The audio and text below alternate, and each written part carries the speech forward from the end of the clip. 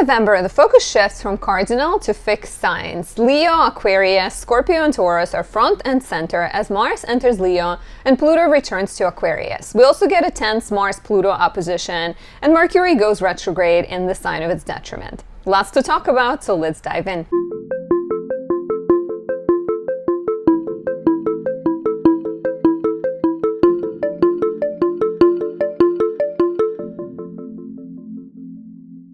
My name is Anastasia. I'm a traditional Western astrologer specializing in natal, relationship, and predictive readings. Thank you for being here. Please show your support by leaving me a like, a comment, subscribing, and pressing that notification bell. Watch more of my content or say thank you by buying me a tea, a coffee, a croissant. All of that is very much appreciated. Before we dive in, if you're looking for personal guidance, you have questions that only a one-on-one consultation with me will answer, questions that these more general readings do not answer, book a reading at anastasiadoesastrology.com. There are relationship consultations, natal, predictive, year-ahead readings, and more on there. On my website, you can also find a variety of beautiful products I create. For example, my 2025 Astrology planner. This was created out of my personal desire to find a planner that suits my needs, highlights all of the important astrology transits, covers lunations, gives journaling prompts. I even included the dates that are really good for love, dates that are challenging for romance, and lucky dates. So definitely pick one up. We are wrapping up 2024 and it is a great time to get yourself a 2025 planner. Additionally, on my website, you can find a variety of candles and oils I create. Since Mercury is about to go retrograde, Mercury in Virgo 2 is a great choice right now. This captures Mercury in the sign of its rulership. It's an empowered planet of the mind, helpful for communication, for clarity, for writing, for speech. During the retrograde, we tend to deal with a lot of travel delays, miscommunications, packages not being delivered. So this is Mercury in Virgo 2 is my go-to choice for helping contradict that. And it smells like fresh cut grass. It's very simple because Virgo to me feels as simple and classy. So check out my website for that. Thank you for listening. Let's take a look at the month of November. So in November, we have, like I said, a lot of action in the in the fixed signs, right? We've done a lot of cardinal in October. So if you are a Libra, Aries, Cancer, or Capricorn, you might get a little bit of a break in November, which, yay, congratulations. But in November, we have a lot of action in Scorpio. Like I said, Mars enters Leo on November 3rd. Pluto comes back to Aquarius. There's a new moon in Scorpio and Taurus. So Scorpio, Taurus, Leo, Aquarius are becoming more sort of dominant, more visible. There's also a decent amount of action in Sagittarius and Capricorn. So I think cardinal signs, Capricorn, Cancer, Libra, and Aries will experience some positivity with Venus being in Capricorn. And mutable signs of Sagittarius, Gemini, Pisces, and Virgo will need to rethink some things with Mercury going retrograde. So let's break it down chronologically and then talk about each rising sign as we usually do. And of course, I only highlight the most important transits. So if you want a personal horoscope, you can pick up a subscription on my website. There's plans and pricing tab, and that includes a personal touch, a horoscope that looks at your chart and tells you how these and other energies affect you. So we start off the bat, November 1st, we get the new moon in Scorpio at 9 degrees, 34 minutes Scorpio. So if you have planets between 6 and 12 degrees, Scorpio, Taurus, Leo, and Aquarius, this will hit you very strongly. The new moon in Scorpio suggests a need for new emotional beginnings. It often represents a sense of something needing to die and be reborn. In the northern hemisphere, Scorpio is the sign of the fall. So just like nature folds back and dies out and leaves fall, I'm filming this in September, so it's still pretty green outside. But just like nature dies, so do we may experience a need to let something go and bring forth new strategies, new emotional protocols, more vulnerability, more intimacy, more closeness. We're also more likely to follow our goals with the dedication and patience represented by the new moon trining Saturn. So it is quite a powerful energy. It's also interesting that Mars, the ruler of this new moon on November 1st, is finishing up its transit in Cancer and it is about to enter Leo. So there is, and once again, some type of energy of like chapters closing, cycles ending, new beginnings. And of course, it will activate the Scorpio house in your chart the most, and you will experience that need for commitment, emotional maturity, emotional transformations there. On November 2nd, we have a couple of really nice aspects. We have Mercury trining Mars and sextiling Pluto. This suggests an increased intuition, an increased drive, increased strategy in you sort of going after your goals, right? Mercury is finishing its transit through Scorpio. So it's interesting that this is also happening right around the new moon, right? So of course it colors the energy of the new moon on November 1st. So you get the increased mental energy, you're more decisive, you're more courageous, you have better engineering skills, higher sort of awareness of connections between people, stronger intuition, which is great for research, investigation, talking about things that maybe you normally wouldn't want to discuss. On November 2nd as well, Mercury enters Sagittarius. We'll stay here until January 8th because Mercury is about to go retrograde. Normally Mercury stays in the sign for like 2-3 weeks and it's gone, not, forgotten until next year. But of course, since Mercury goes retrograde 3 times a year, we get these longer stays in certain signs. So here we're getting Mercury in Sagittarius for the next November, December, 2 months, 6 days, right? Which is a very long stint. Mercury goes retrograde on November 25th and will stay retrograde until December 15th. So we're gonna have a lot of Mercury will be retrograde, Mars goes retrograde on December 6th. So definitely pick up my Mercury and Mars candle. Highly recommend Mars candle too for the retrograde of Mars. So Mercury in Sagittarius is blunt, it is direct, it is charming. We will benefit from more optimism, more charisma in our speech. We're more likely to just blurt things out, and that's where we need to be a little bit more careful, right? We need to be careful, especially as Mercury starts opposing Jupiter, which happens in the middle of the month, November 18th. We really need to be careful that we're not just saying things that we don't mean, that we don't, once again, don't overpromise, don't overextend, don't exaggerate, don't agree things that you don't have time to do. So be thoughtful and mindful when it comes to that. And of course, when Mercury goes retrograde, you may need to own up to some of the things you said and either, say goodbye to them or rethink your approach.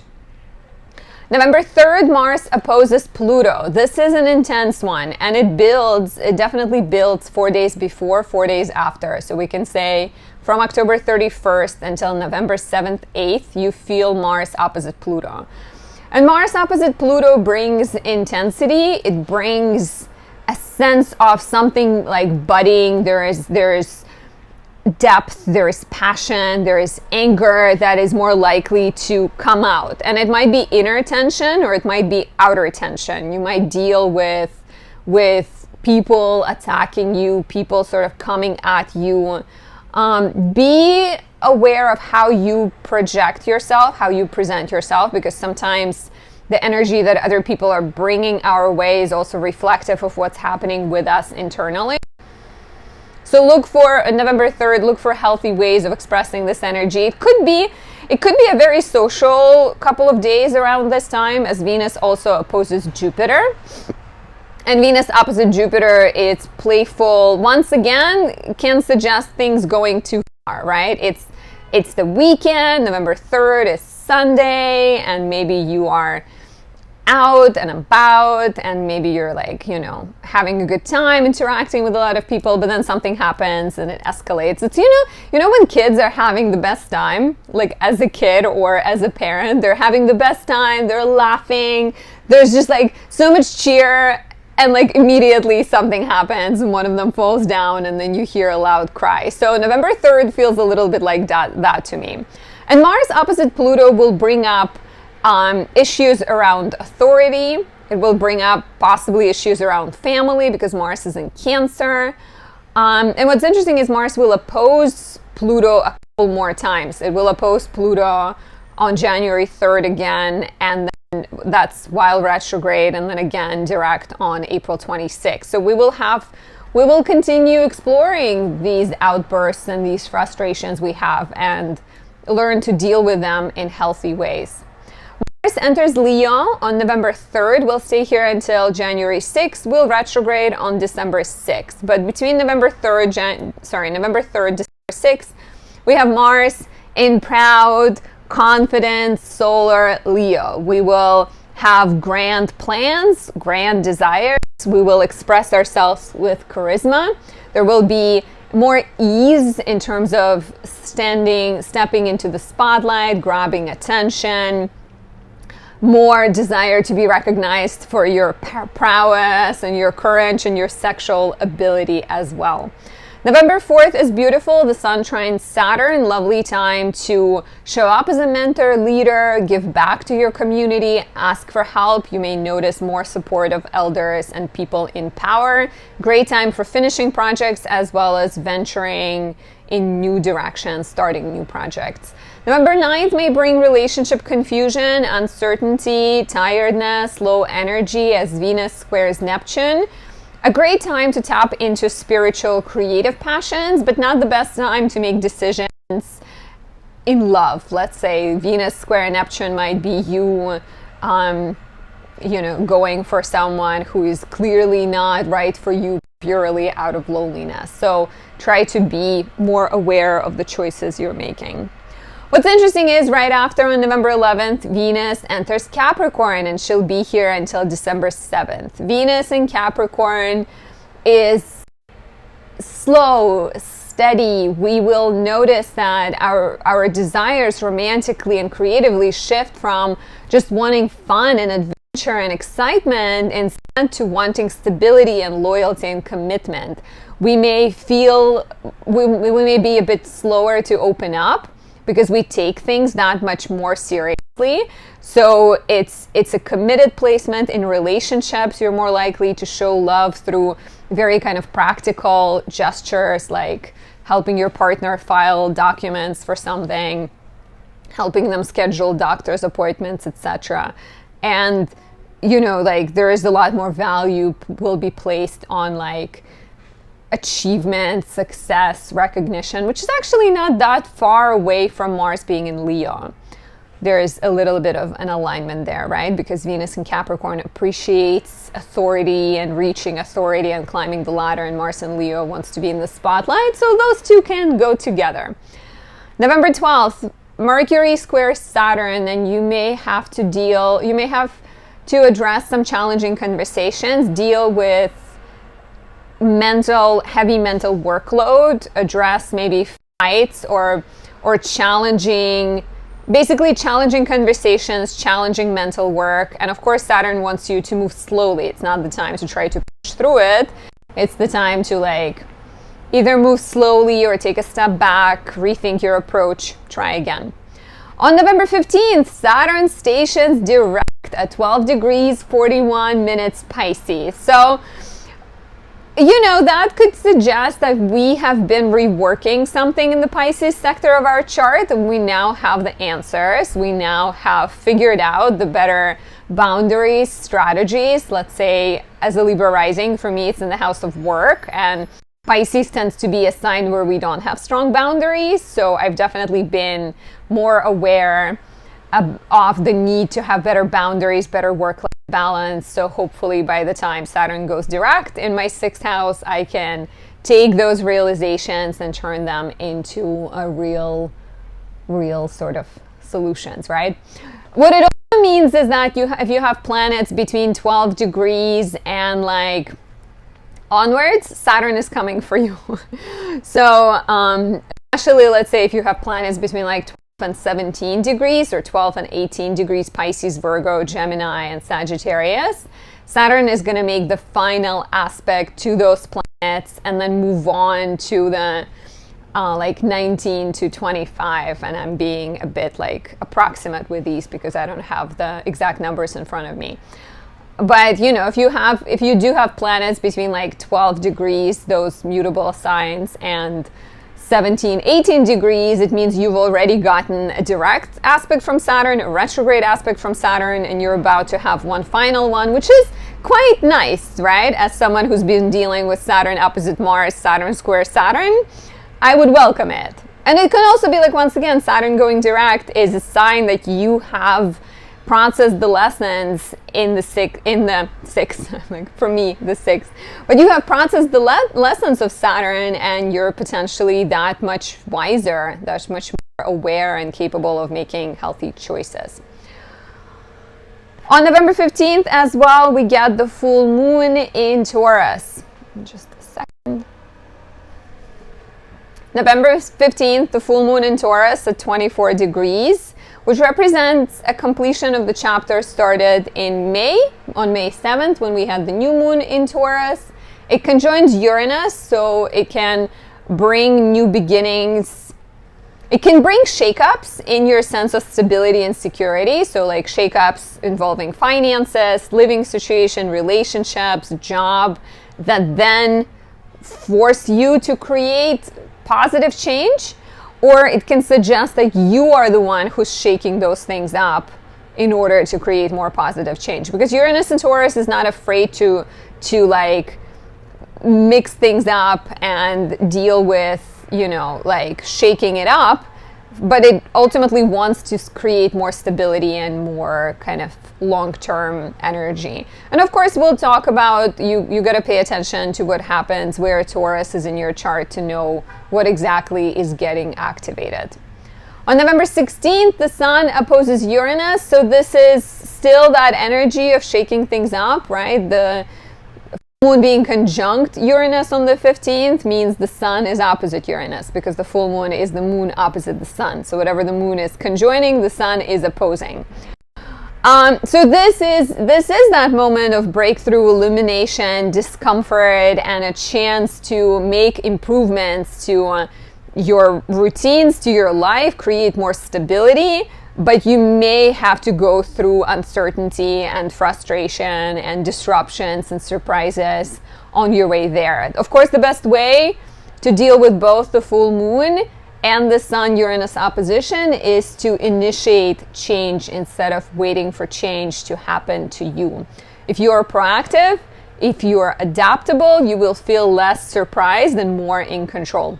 As much as it is ever possible to feel in control with Uranus. It is not, but you never know. You can be that person who figures it out. If you love Uranus, say hi in the comments below. On November 18th, Mercury opposes Jupiter. This is that energy of like, watch out for, you're so optimistic and it's exciting and it's great for making plans, but watch out that you don't go too far, right? This is like Gemini and Sagittarius friend together being like, let's go party, let's set this house on fire, yay, and then they sort of set the house on fire. So like, beware that you're not, be aware of overpromising, of boasting, of forgetting details, of forgetting sort of consequences, sort of try to stay a little bit more grounded. On the same day, on the 18th, the Sun trines Neptune, which is very imaginative transit, very altruistic. You will enjoy helping people, creating, making art. Your relationships will benefit from your empathy and sensitivity. So pretty great transit for relationships and for creative pursuits. November 19th, Pluto returns to Aquarius, this time to stay.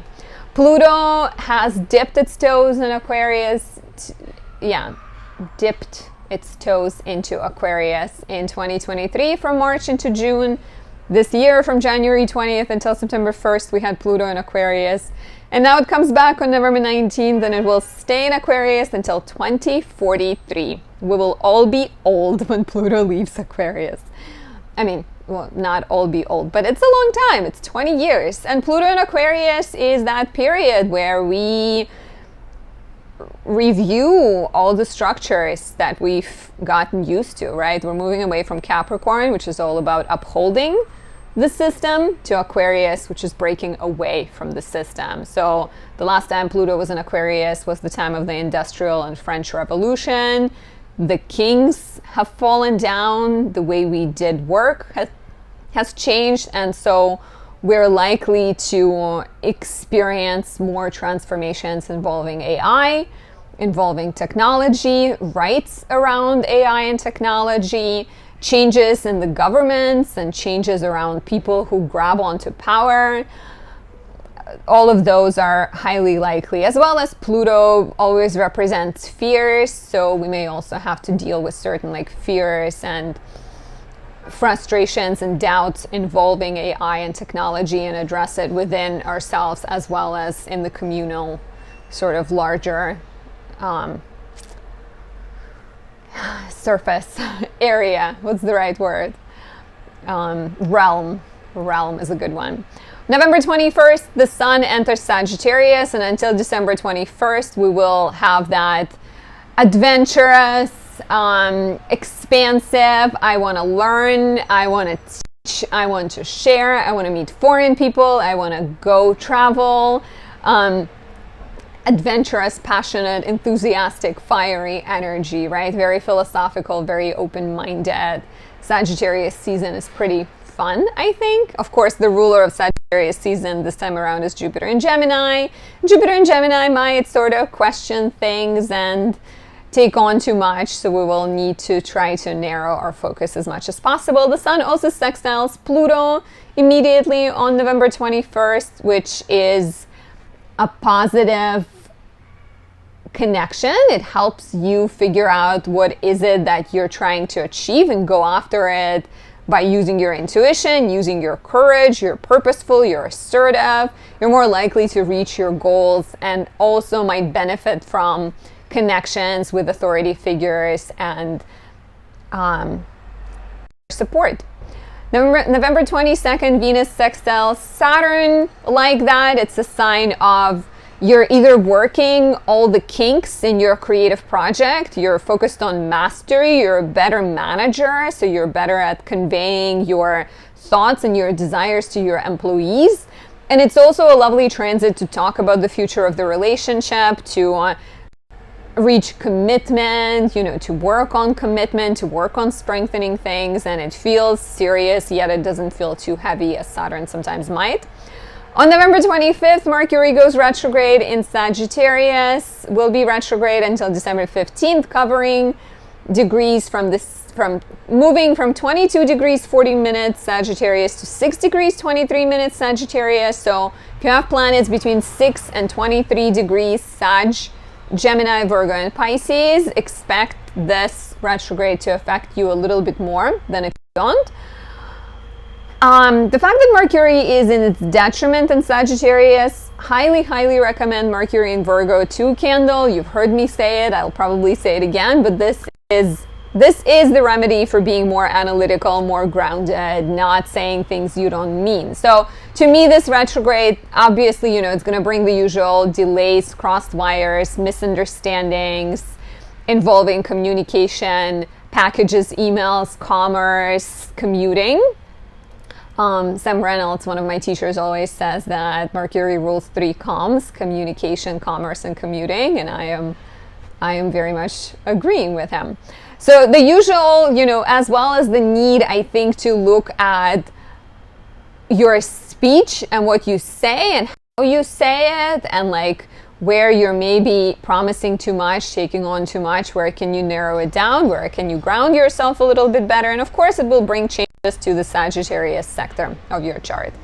And finally, on November 27th, we get a boost of energy, courage, as the sun trines Mars. So if the sun is still in that adventurous Sagittarius sign, Mars is in Leo, which is a performer, which is good at creating sort of a character, playing. So the Sun trining Mars gives you courage, confidence, and enthusiasm, as well as potentially a good luck, an element of good luck because of that Sagittarian influence that you need to find success. So this is a quick run through all of the transits of November 2024. If you're looking for a personal consultation, book a reading at anastasiadoesastrology.com or get my subscription, my monthly subscription. You can either get a personal consultation, that's a VIP subscription every month, or you can receive emailed horoscopes that are highly detailed and very specific to you, versus here we're looking at more general horoscopes. So let's talk about the 12 rising signs, starting with Aries rising. If you are in Aries, October was really busy for you in terms of relationships with the solar eclipse in Libra. You may have experienced personal change with the full moon in Aries, perhaps some kind of transformation of your identity in response to what's happening in partnerships and one-on-one dynamics. Scorpio planets brought attention to your focus of sharing, debts, encouraged a need for something to be released, a need to create better dynamics with other people, maybe pay off some debts, maybe figure out some financial strategies, right? All of that actually continues in November because we still have Mercury in Scorpio. We have the Sun in Scorpio until November 21st. There's a new moon in Scorpio on November 1st. So a lot of attention is brought to your literal agreements. And this is sort of something that continues from October, right? So from like literal sort of financial agreements, insurance payments, you know, your like money you spend on magazine subscriptions, that you're sort of becoming a lot more discerning about what is worth committing to versus what is not. The new moon in the 8th on November 1st can also be about, let's say you got married. A lot of Aries risings have gotten married recently that I know of. I think eclipses in the 7th house has definitely brought important developments in your relationships. And please share if this is you, if you have gotten married recently. But if you have gotten married, or by marriage, let's say got in bed with someone, and got in bed with someone could mean you started a partnership, a business deal, or you hired a nanny, you signed a lease, right? Any kind of like tight new beginning in a relationship that could have been maybe happening in October, or maybe something that happened even before that. There is an opportunity to like either solidify things. Let's say you got married, the new moon in Scorpio on the 1st of November is you opening a joint bank account or signing a lease together. Or the new moon in the 8th house could be your chance to discuss these like unspoken things in relationships, to bring something from the depth, make it more visible. What's interesting also is around the same time in early November, we have Mars in your 4th house opposing Pluto in the 10th, and that could create some power struggles, some tensions around work, around family, around comfort and security. And so maybe you're addressing and questioning what makes you secure, what makes you comfortable. And so planets in Scorpio will definitely offer you a chance to talk about it and not shy away from it, and just be as direct, as as sort of clear as you can possibly be. Another thing that happens in November is Mars will enter Leo. Mars is your chart ruler. It has been in Cancer between September and October, which is your 4th house of home, family, and living situation. You may have been renovating, questioning where you live, applying for a new house, selling, buying, dealing with some kind of family matters, right? You've been like very family focused. So now Mars goes into Leo, and it will be here between November 3rd and January 6th. And Mars in Leo is your libido sort of goes up. You're feeling more playful, more sexual. You want to go out more. You want to date more. You want to express yourself. You want to do fun things. And those will be different for different people. For some, it's hiking. For others, it's dancing. For others, it's maybe organizing. But like, there's a strong desire to have fun. There's a strong desire to date. Of course, be mindful who you date and whether you make things official, because Mars does go retrograde on December 6th. Sorry about that. So Mars going retrograde, that suggests that between December 6th and January 6th, when it's still in Leo in your 5th house, you may have to rethink some of your romantic decisions. You may have to address some conflicts involving children, dating, involving creative projects. You may have to deal with an ex or two, but that is more in December. We will talk about that as that comes, as that energy comes. But you know, like it might, I've been saying, I said that in the beginning of this video, that there has been a lot of focus on you in October.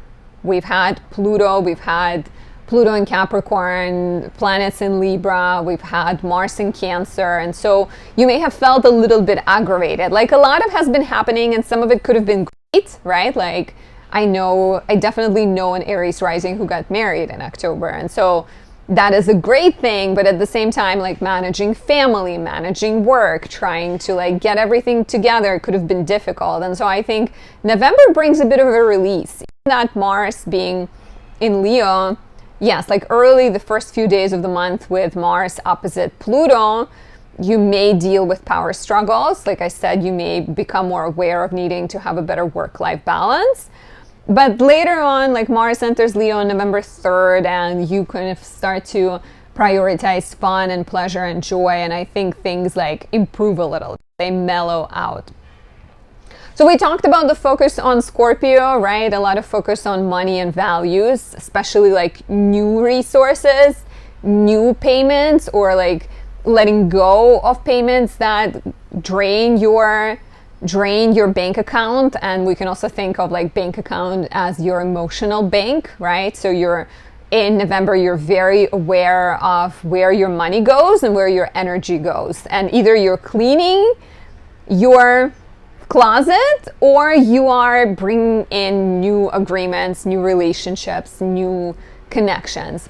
Then we also get the full moon in Taurus, which activates your 2nd house on November 15th. This is a completion of the cycle started in May, and it once again affects your financial sector, but here now we're looking at your personal finances and your values. And so the question is, how have your values changed? What has happened in your finances? What needs to be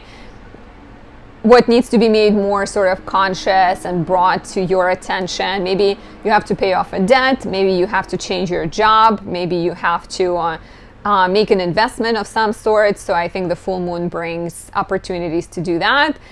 There's a lot of focus all month on your 9th house of education, travel, writing, and publishing, as well as legal matters.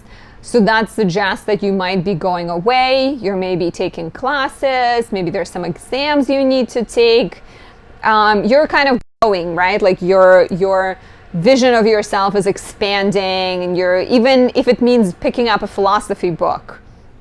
But maybe you're taking classes with your significant other, with Venus and Sagittarius until November 11th. Maybe you're traveling, maybe you're dating foreign people, right? There's a lot of exciting opportunities. Of course, Mercury goes retrograde from November 25th and December 15th, between November 25th and December 15th, and you may need to redo some of the work, retake some exams, rethink what you have committed to, revisit that romantic connection with a foreigner, or maybe even examine your guiding principles, right? As well as Mercury retrograde in the 9th house could suggest some legal matter you thought finished, but you need to do a little bit more or deal with it a bit more, rewriting something, re-editing, reapplying for scholarships, etc. Venus enters Capricorn on November 11th. Your 10th house of career will be here until December 7th. This is quite beautiful for doing more work you enjoy. Maybe there's more creative projects. Maybe you have more harmonious connections and you enjoy better relationships with bosses. Even dating someone you work with is a possibility.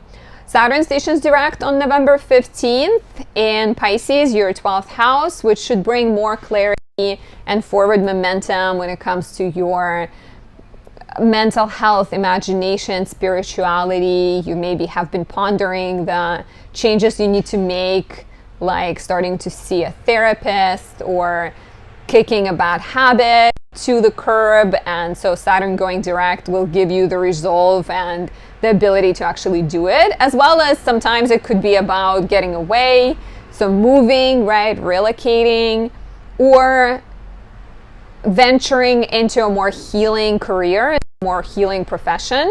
Maybe it involves all of it, right? Like kicking self-defeating habit of doubting yourself, going into a healing career, which requires you to move to another country or something. I don't know. You tell me. And finally, Pluto returns to Aquarius, your 11th house, on November 19th. Will stay here all the way until 2043, which is a sign of slow yet potent transformations in your house of friendships, in your house of networks. It is highly likely that between now and 2043, your friendships and your sort of social relationships will change quite a lot.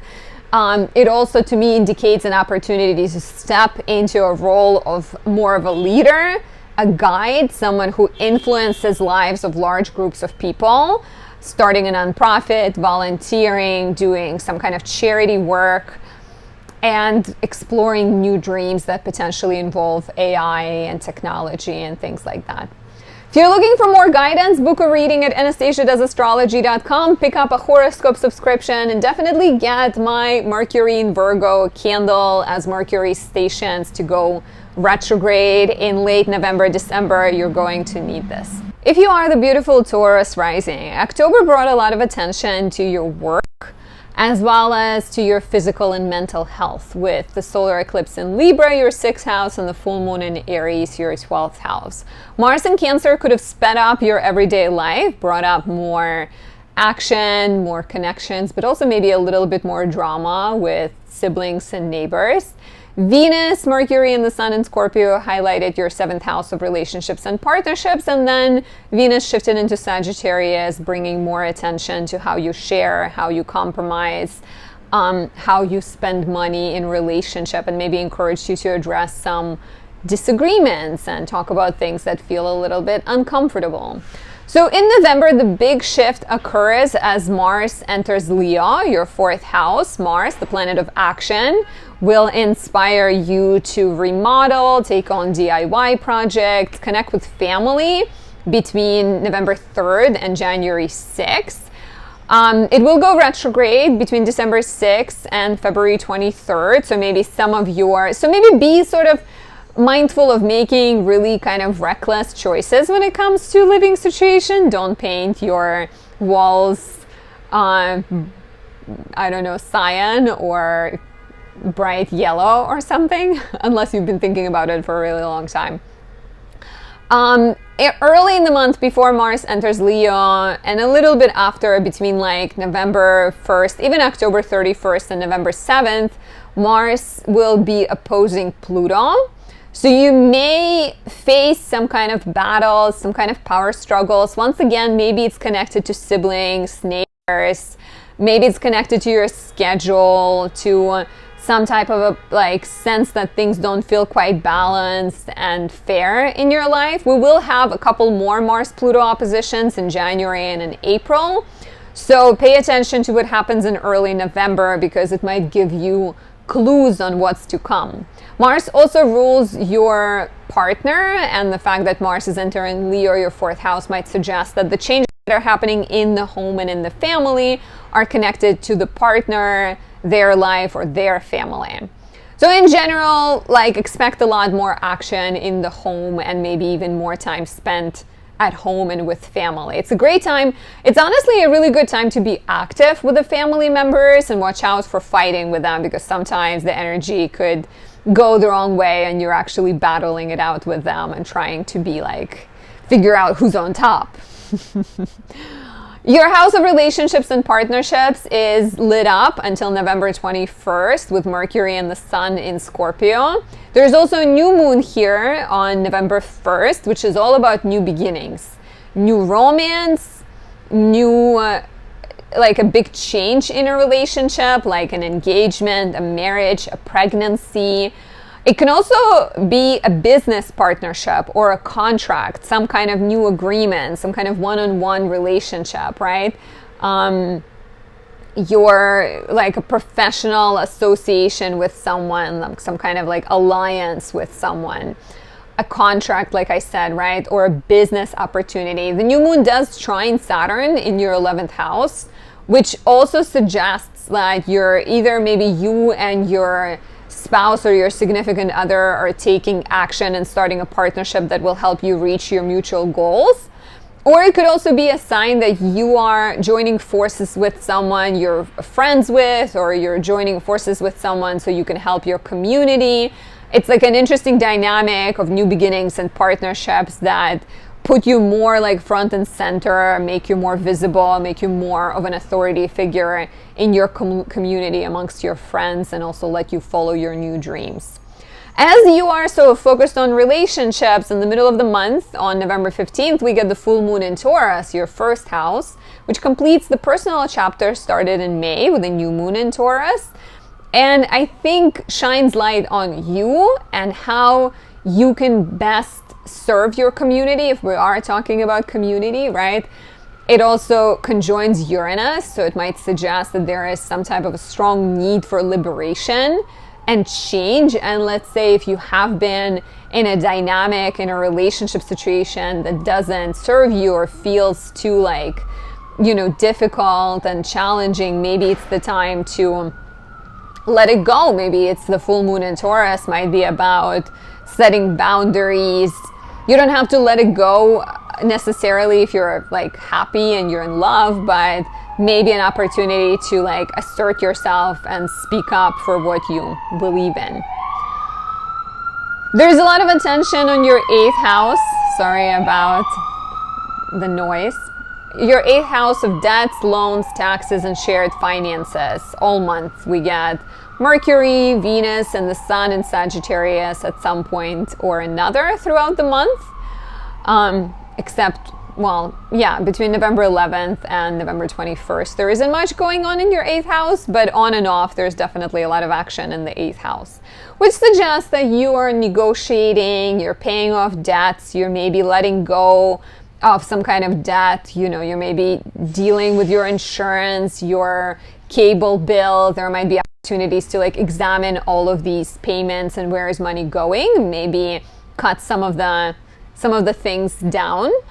Mercury will go retrograde on November 25th in your 8th house. Oh, actually, forget that I said that there is a period of time when there's nothing going on in your 8th house. The entire month something is going on. It's either Venus or Mercury or the Sun. I forgot that Mercury is here for like 2 months. Mercury goes retrograde, which suggests that some of the negotiating you've been doing may need to be revisited. You may be talking with your partner, your business partner, your romantic partner, your parent, if you depend on them. You may be discussing these financial matters with them. You may be bringing up issues around fairness. 8th house is financial exchanges, but it's also energetic exchanges. It's how we blend our values with other people. So I think early in the month, between November 1st and 25th, there is maybe a bit more like clarity. Okay, we're starting a joint bank account, we're starting a savings account for our child, I'm gonna get this loan out, whatever it might be. And then when Mercury goes retrograde on the 25th of the month and stays retrograde until December 15th, you realize that something needs to change and maybe you have to redo some of the work you've done. Venus enters Capricorn on November 11th, will be here until December 7th, and this is your chance to travel, to date a foreigner, to take a class with your significant other, to go on a romantic getaway. It's quite exciting. You might also feel more inspired to write and to publish your work. On November 15th,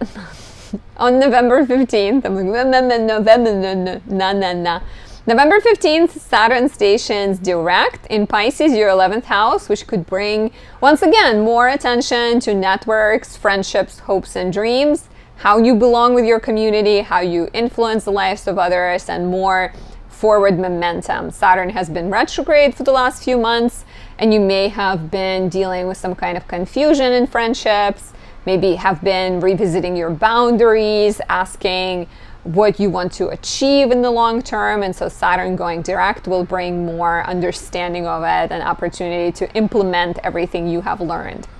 Pluto enters Aquarius, your 10th house, on November 19th and will stay here until 2043.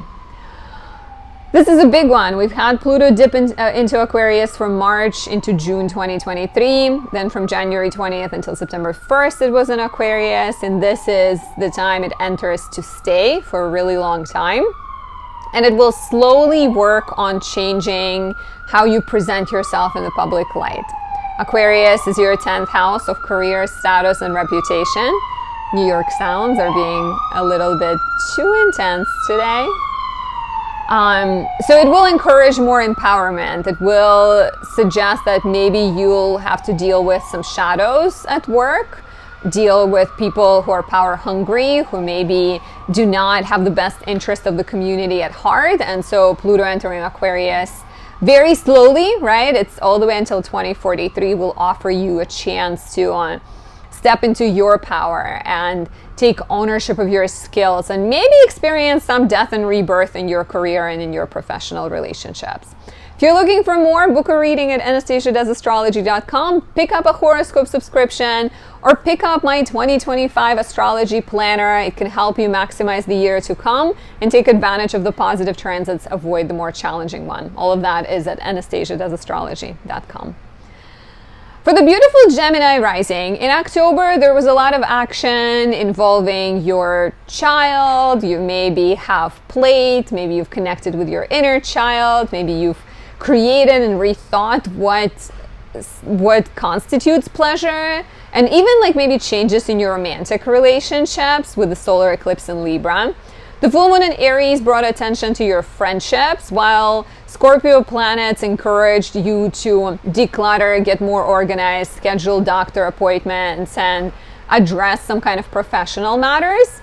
We also had Mars in Cancer, your 2nd house, which was all about money making, being maybe more proactive, maybe spending more money, feeling a little bit more impulsive when it comes to finances. And Venus entered Sagittarius from the middle of the month, encouraging more romantic action and brought more ease in your partnership, potentially making it easier to negotiate.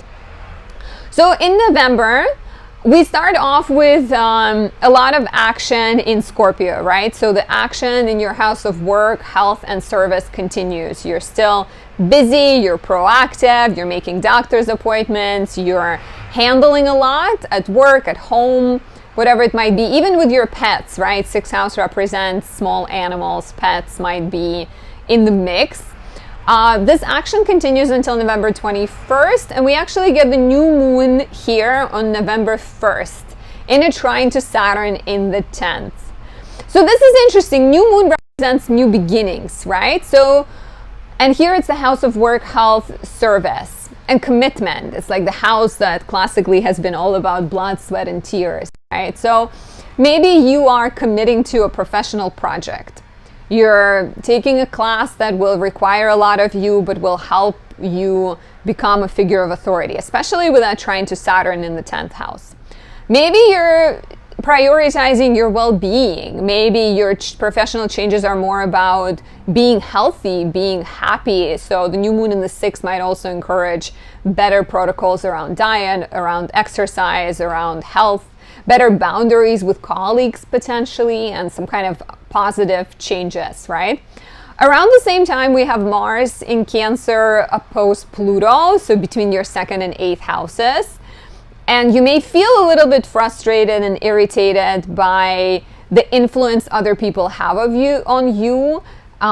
There may be some power struggles around money between you and your partner, and just sort of overall sense of like needing to create better protocols around sharing and relating with other people, but especially financially, right? There might be also just like an overall sense of like pressure that I need to make more money, I need to figure out what's going on, I need to have more stability. So of course, be careful that you don't let this energy push you too far, right? And get you too frustrated. I do like that Mars enters Leo, your 3rd house, on November 3rd, and will stay here until December 6th. Mars in the third is meant to energize you. It is meant to give you more opportunities to take action. Once again, really good for working out, exercising, being active in your neighborhood. It can bring more ideas. It can also speed up your schedule, so watch out for driving too fast. Mars will go retrograde on December 6th, and until February 23rd, you will get a chance to review some of the work that you've done, and maybe so be discerning, right, when you're taking things on. It might also, Mars in the third might also aggravate your relationship with siblings and neighbors, bring a little bit more irritation, a little bit more self-righteousness, because it's Mars in Leo. And Mars will oppose Pluto again in January and in April 2025. So you will be slowly, I think, learning how to assert yourself, how to use your energy better, how to use your skills and knowledge in a healthy way, but also work through those anger issues. And maybe it's a good time to take a course on anger management or start working out so you express some of the frustration, take like a martial arts class. And pick up my Exalted Mars or Mars Cazimi candle. Actually, Mars Cazimi would be a better choice for you because it highlights your 6th house and it trines the retrograde in Cancer, because the second part of the retrograde of Mars will be in Cancer. And so this can help you strategize, problem solve, take action, exercise, do so in the committed, sort of passionate ninja way, which is Mars and Scorpio way. So we also get the full moon in Taurus on November 15th. And this is your opportunity to examine your self-defeating tendencies, to examine your bad habits, maybe let some of them go. The full moon in Taurus conjoins Uranus, so it's illuminating. Can also be the time you discover something about yourself. There might be something happening in the middle of the month that is outside of your control. 12th house has classically been this house where we are like battling spiritual issues. We are taken off course. We're lost at sea. So the full moon in Taurus on November 15th might offer you a chance to like let go of control and prioritize things that you can and should influence in life, right? So it's potentially a very like introspective, illuminating time, I think, with this full moon. The focus on your relationship and partnership sector continues all month. Mercury, Venus, and the Sun are in Sagittarius, so you're dating, you're partnering up, you're negotiating, you're signing contracts. Mercury does go retrograde on November 25th, so this could be the time you encounter an ex. Someone from your past comes into your life. This could be the time you have to talk about things you thought you've addressed. So old fights might be coming back around. Renegotiating, dealing with communication issues in relationships, having to clear the air about something is all highly likely. And you really want to be careful the entire November that you don't like take on more than you can logically, rationally handle. So be mindful of overloading yourself. Venus enters Capricorn, your 8th house of debts, loans, taxes, shared finances on November 11th. And until December 7th, you have this grounded, practical, strategic, hardworking Venus. She could bring more gifts, returns on investments, bonuses. Your partner might notice their finances increasing. Sometimes Venus in Capricorn might suggest that your like husband, wife, boyfriend, girlfriend, parent, child benefits, and then you get the rewards with them. Saturn stations direct on November 15th in your 10th house, which should bring more forward momentum professionally, more clarity, more ability to apply the lessons you've been learning while Saturn was retrograde, and you may have felt a little bit more confused, stuck, uncertain, and take kind of forward action. It can also bring, let's say you've been looking for a job, Saturn going direct can help you find the job, can help you take more advantage of the opportunities provided, and can also improve your relationships with people in power. Finally, on November 19th, Pluto enters Aquarius, your 9th house, and will be here until 2043. So we've already experienced preview of Pluto in Aquarius Aquarius between March and June 2023, and then between January 20th and September 1st, 2024. And now it's going to stay in for the next like 19, 20 years, right? So Pluto in Aquarius is a sign of a slow death and rebirth of your beliefs, of your values, transformation of the way you see yourself and the way the world sees you, potentially. It can bring major changes involving where you live, changes involving your role as an educator, becoming a teacher, graduating is all likely. Legal matters completing, but that's, 20 years, of course, of the entirety of Pluto in Aquarius. Maybe writing, maybe publishing, sort of once again presenting your views to the world. Very slow burn, Pluto in Aquarius. If you're looking for more, book a reading at Anastasia.astrology.com. I'd be happy to look at your natal chart, talk about your year coming up, and more. You can also pick up a horoscope subscription and definitely get my 2025 planner. It is really pretty, it is very useful, and it can help you make the most of the next year. Catch all the opportunities, miss all the holes in the road. If you are the lovely Cancer rising, October brought a lot of focus to your house of home, family, and living situation. Maybe some change there with the solar eclipse in Libra. The full moon in Aries highlighted your professional sector. We have also had a lot of action in Scorpio and Sagittarius, which would have been about romance, pleasure, children, parenthood, maybe enjoying a relationship with a child more, maybe exploring creative talents, maybe dating a little bit more, as well as being practical about your health, scheduling doctor's appointments, problem solving. And of course, we had Mars in Cancer since September all the way through October. And that could have both energized you to take action and to follow your dreams, but maybe created a little bit of like lethargy, energetic ups and downs, a little bit more frustration that was a bit harder to express. So in November, the focus on romance, pleasure, and children continues with planets in Scorpio until November 21st. Of course, they're doing some kind of construction and dropping things very loudly outside. So with planets in Scorpio until November 21st, you are continuing to date, you're continuing to, maybe you're spending more time dealing with your child and their schooling. You're also more driven to explore what fun is to you, right? And fifth house is very personal, I think. It's literally at the bottom of the chart, and houses on the bottom half of the chart tend to be a lot more personal than the houses at the top of the chart. But you are, with Scorpio season, with planets in Scorpio, and even the new moon on November 1st, you are driven to discover what brings you joy. Some of you might be trying to get pregnant. Some of you might be actively dating. Some of you might be exploring passion projects, right? Becoming a hiking instructor, a yoga instructor, learning more about it. And education is a big part of this because the new moon on November 1st actually trines Saturn in your 9th. So it's new beginning in romance, pleasure, and parenthood that involve education, travel, writing, and legal matters. So maybe you have a dream that you need to do sort of file documents for. Maybe you need a dream that you need to study for and you're committing to that.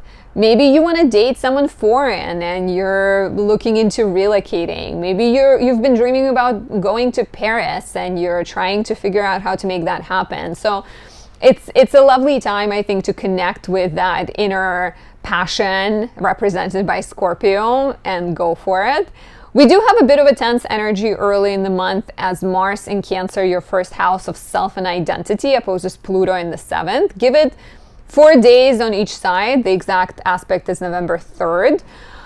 And that might present power struggles. That might suggest power struggles in relationships, some kind of conflicts, a sense that you are dealing with something limiting, blocking, controlling you. And of course, Mars-Pluto opposition will offer you a chance to die and be reborn, right? To face the shadows, to address the uncertainty, and to figure out a way to move forward. We will have 2 more Mars-Pluto oppositions, but at that point in January and April, they will be between your 2nd and 8th houses. So still Still opportunities to free yourself, but more so about finances, I think, and figuring out potentially better financial dynamics.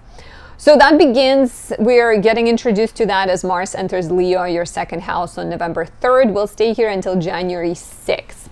Mars in Leo gives you the energy to make money more. You feel more competitive. You feel more active. You're more sort of willing to speak up for yourself, to take risks. You may also notice that you're spending more and you're maybe a little bit more impulsive. So try not to spend all the money that you make. We also get the full moon in Taurus, your 11th house, on November 15th, which could be a sign of completion of a group project that got started in May 2024 with the new moon in Taurus. There might be changes in your friendships, changes in your social life, opportunities to maybe let go of some connections that are difficult and tiring and toxic, and maybe commit to some projects that you're actually excited about. Take a look back at what was happening in friendships and what kind of dreams were you looking at back in May. The focus on your house of work, health, and service continues all month. Mercury, Venus, and the Sun are all in Sagittarius at some point throughout the month. So your mind is busy. You're problem solving, you're sort of good at finding solutions to things, but there might be a bit of a danger to like overextend yourself and spread yourself in too many directions. So beware of that. Mercury also goes retrograde between November 25th and December 15th. And that might suggest that some of the work you've been doing will need to be redone. There might be some slowdowns and delays if you're waiting for supplies, if you're waiting for your colleagues to get back to you. So some sort of slowdown and maybe a chance to revisit, redo, even have some kind of conversations, more honest conversations with colleagues if you feel like there is some tension underneath, some seething tension. Venus enters Capricorn on November 11th, and until December 7th, she blesses your relationship. Oh, sorry, she blesses your first house. No, relationship house. I'm like confused. Like she blesses your seventh house. Seventh house. I don't know what's going on. I feel like talking about Mercury retrograde made my brain crossfire. And it's like, it says in my document that I prepared that it's in the 7th house, so... Anyways, Venus enters your 7th house of Capricorn between November 11th and December 7th. She will bless relationships. She should be helpful in terms of attracting allies and attracting partners, right? She can also make your current relationship easier, more joyful, more dates, more fun opportunities, right? More fun encounters. It's a great time to look into commitment, talk about commitments, a great time to negotiate, look for supporters, for business partners, and things like that. On November 15th, Saturn stations direct in Pisces, your 9th house. So if in the last 4 months or so you've encountered delays involving visas, travel, education, uncertainty, legal matters sort of being frustrating, even writing delays, Saturn going direct will bring more clarity, more forward momentum and action in that sphere of your chart. So you may notice documents getting approved, scholarships, education, clarity, maybe more opportunities to travel, to publish and write and present your work. Finally, Pluto enters Aquarius, your 8th house, on November 19th. We've had a preview of Pluto in Aquarius between March and June 2023, and then again from January 20th until September 1st, 2024. And so we've been introduced to the themes of Pluto in Aquarius, and now it's entering on November 19th will stay all the way until 2043. So this is a big one, right? And it's likely going to be quite slow, except for those times, like I said, in early January and late April, when it will be opposed by other planets. So Pluto in Aquarius for you guys is all about change and death and rebirth in terms of resources, in terms of dependencies, in terms of debts and loans and finances. And so it will both encourage you to release dependencies and pay off any debts and gain more clarity about who's worth working with and who's not, who's worth being in bed with and who isn't, right? And it can also encourage you to, other than release and cleanse your bank account and your debts, it can also encourage you to commit to something and to start partnerships and start relationships that are healing and intimate and supportive. Please share how this resonates. If you're looking for more, book a reading at anastasiadoesastrology.com. Relationship, natal, predictive reading for 2025. All of those are great options. You can also pick up my horoscope subscription and get yourself a planner. This is a perfect planner for astrology lovers. It has a lot of space to journal, fill in your chart. It has some tips, calendars, so much goodness. Find it on my website. Also, I know I've said a million things, but I also highly recommend my Exalted Mars candle for the Mars retrograde period, which is coming up. For the lovely Leo rising, in October, you could have dealt with a lot of matters involving education, travel, writing, publishing. We had the solar eclipse in your 3rd house, bringing change to your relationship with siblings. Maybe a need to communicate more honestly. Maybe you started a business or you transformed your everyday life somehow. We also had the full moon in Aries, which could have also brought change in the sector of education, travel, writing, legal matters, and publishing. Some kind of completion of, an ideological shift or completion of a writing project, graduation, change involving education.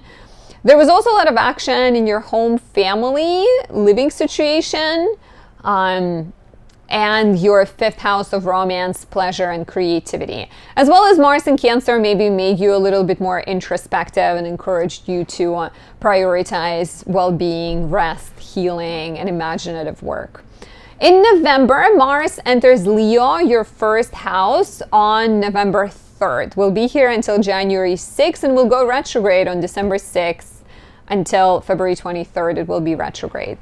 So Mars enters Leo, and between November 3rd and December 6th, it's direct, right? It doesn't make it far. It only gets to approximately 6 degrees. So if your ascendant is like really early in Leo, you might feel it extra strongly. But Mars entering Leo gives you a bit of an energetic boost, right? For the last 2 months, between September and October, Mars was in your 12th house, and that tends to be a little bit more self-critical, difficult, overthinking, poor sleep, sometimes like a bit of a tense energy. Mars entering Leo is courageous, it's confident, you're willing to take risks, you're willing to take action. Of course, when it goes retrograde, you may feel a little bit overwhelmed by all the actions you took, or feel like the weight of the world is on your shoulders and need to rethink how you take care of yourself, how you assert yourself. There's also a bit of a tension and power struggles early in the month, especially between November 1st and 6th or 7th, as Mars in Cancer opposes Pluto in the 6th.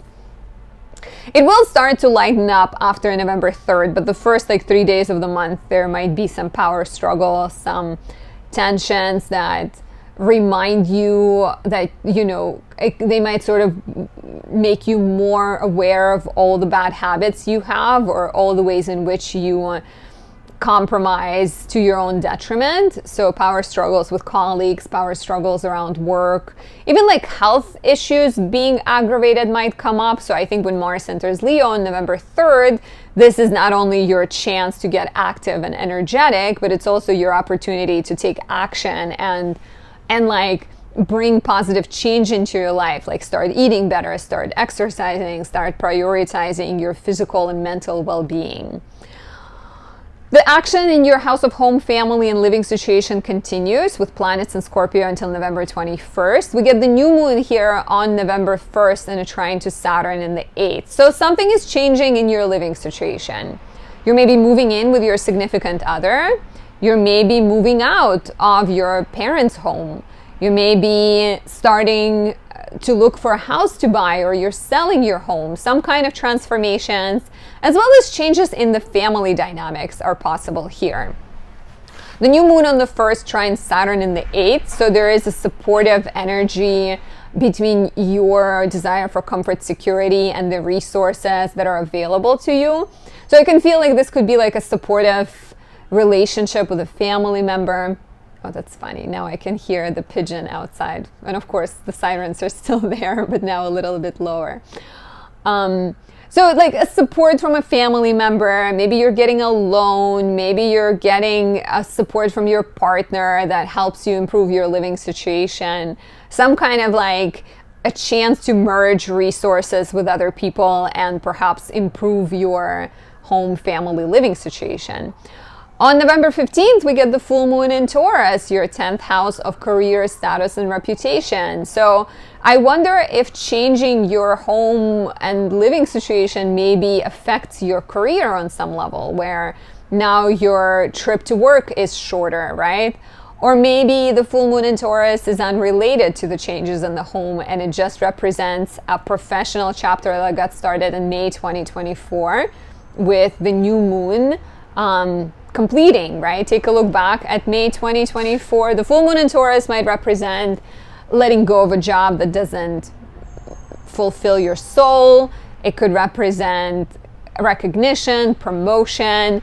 It is conjunct Uranus, so it also has like a very strong liberating energy, right? Like a desire to free yourself from something or desire to jump into some kind of new possibility. So shakeups in the professional sector are quite likely around the time of the full moon in mid-November. The focus on romance, pleasure, and children continues all month. We have lots of planets in your 5th house, Mercury, Venus, and the Sun. All throughout the month, some planet is in your 5th house. So there's more opportunities to have fun, to explore your passions, to date, to have children, to make children, to connect with your inner child, right? 5th house could be all about like adventures, but those could be very personal based on each individual. Mercury does go retrograde here on November 25th, and until December 15th, you may encounter a sense of a lull. Maybe you're feeling like the inspiration is lacking, the sparks feel like they have died down, and so you're looking for ways to reignite them. You're traveling back to the origin story of your relationship. You're maybe traveling back to an old relationship too, for some of you, for those who are single. Going back to a relationship, having to revisit an old connection is quite likely. It's also interesting that Pluto returns to your 7th house of Aquarius on November 19th and will stay here for the next 19 years. So it's kind of nicely tied, I think, because there is a chance to find more empowerment in relationships, to find more pleasure and to reignite romance, and Pluto entering Aquarius, your 7th house. And of course, we've had preview of Pluto in Aquarius, March 2023 until June 2023, January 20th until September 1st this year. How has that transit already affected your 7th house and relationships and partnerships? Have you noticed maybe a need to deal with shadows, a need to transform, a need to find empowerment and depth, right?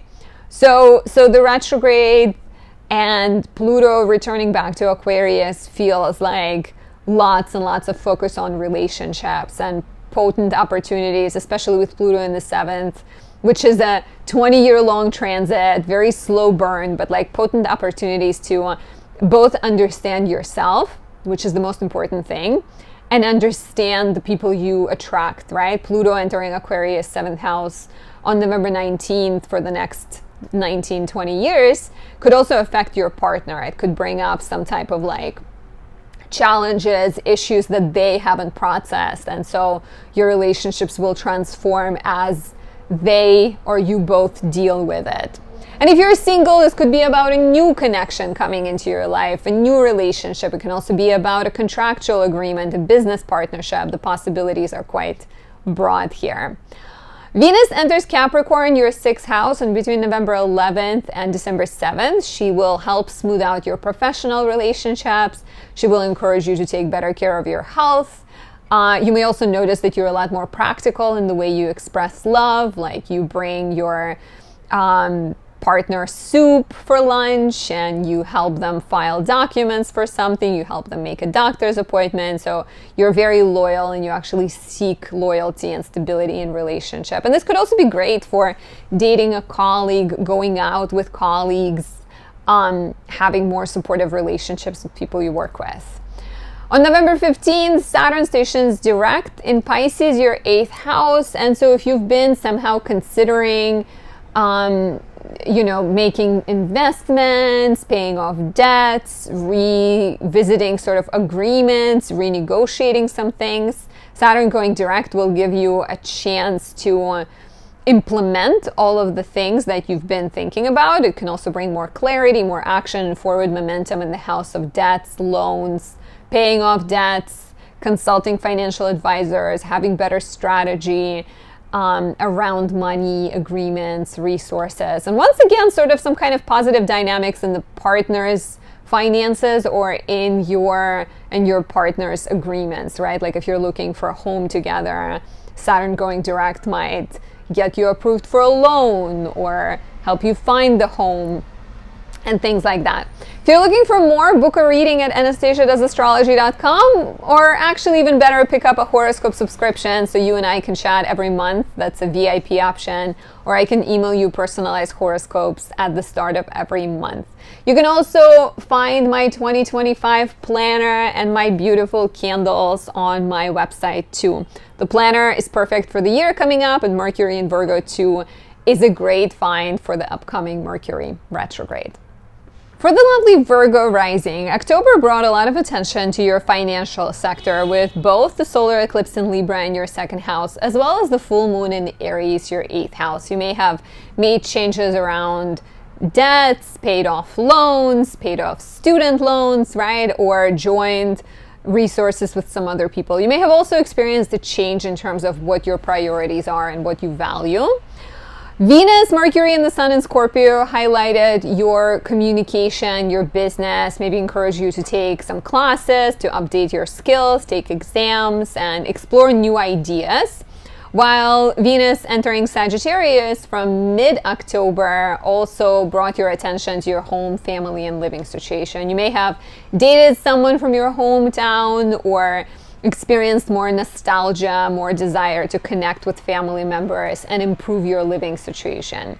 Finally, Mars in Cancer between September and all the way through October brought more action involving community, encourage you to connect with friends. Maybe you've been leading group projects, volunteering, and getting more involved with people around you.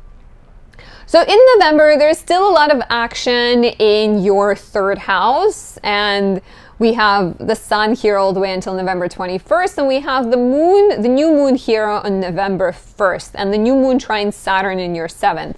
So 3rd house is all about your message. I think it's about your kind of how can you best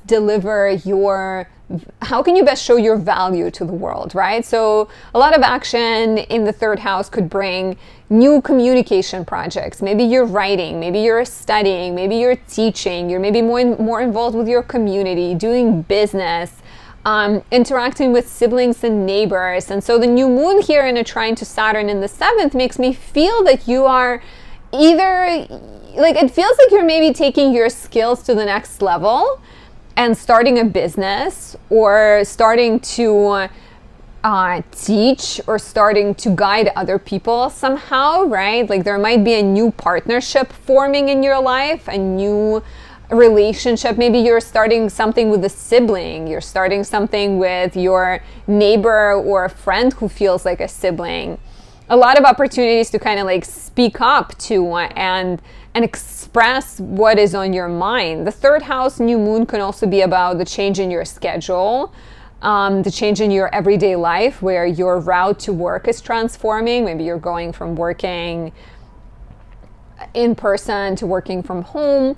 There's also a full moon in Taurus, your 9th house on November 15th, which actually activates your house of big mind and big visions and sort of ideals and aspirations. And that full moon conjoins Uranus, allowing you to like break away from outdated ways of thinking, outdated ways of being. And I think like encourages more independence, more projects that involve travel, that involve education, that involve writing. So I think this connection between the 3rd and the 9th houses all throughout the month is very much about how can you take your like thoughts, your skills, your interests, even like your commute to work, or the way you use your day, the way you flow through your day, to be more of service to those bigger dreams you have. And so it's like, those like larger goals. How can you unite your like everyday life and things that you spend your time doing with that larger desire to write, desire to teach, desire to be more involved with people in your life? Early in the month, we also have a little bit of tension as Mars in Cancer, your 11th house, opposes Pluto in the 5th. You may run into some challenge where like your dreams and your ideals are contradicted by the needs of your child or by the needs of your relationships. So there might be some power struggles between what you are desiring and trying to achieve versus what even honestly some like fears and certain shadows involving like what's gonna happen to my child if I go on this trip for a month, right? Or what's gonna, like, what if my partner doesn't love me anymore if I'm not next to them 24/7? So like you might be dealing with some kind of actual resistance in the shape of your child not wanting you to like do, or like not just sort of needing you a lot more, or it might be a more internal sort of a need to examine your fears and your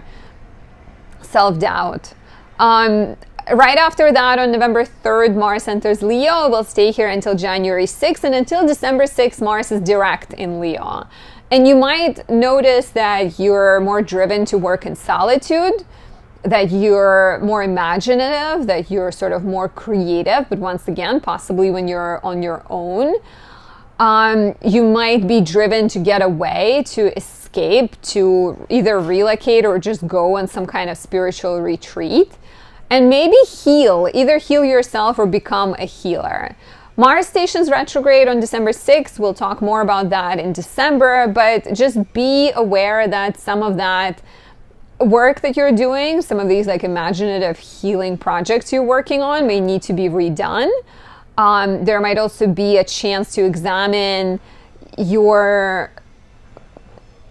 how you deal with anger, examine where you shut down versus where you speak up about certain things. So there will be important realizations, I think, brought upon by Mars going retrograde. The entire month, there's also a lot of focus on home, family, and living situation. Mercury goes retrograde in your house of home, family, and living situation later in the month on November 25th. But until then, you may be connecting with family members. You may be even like hosting more get-togethers, moving, relocating, looking for a place, redecorating. So when Mercury goes retrograde between November 25th and December 15th, some of that progress may need to be reviewed, right? You may actually notice that you're moving back, or you may travel back to see family or move back to a place you once lived in. You may need to address some dynamics with family members, be more honest, be more direct with them. Even revisiting old childhood wounds and finding ways to heal them is quite likely later in the month when Mercury goes retrograde. Your house of romance, pleasure, and children gets active from November 11th and until December 7th. Venus being here allows you more opportunities to date. It gives you more inspiration. It could also be seen through your child having a better time, or maybe you're trying to have kids. Venus is in its joy in the 5th house, so it's a really good transit to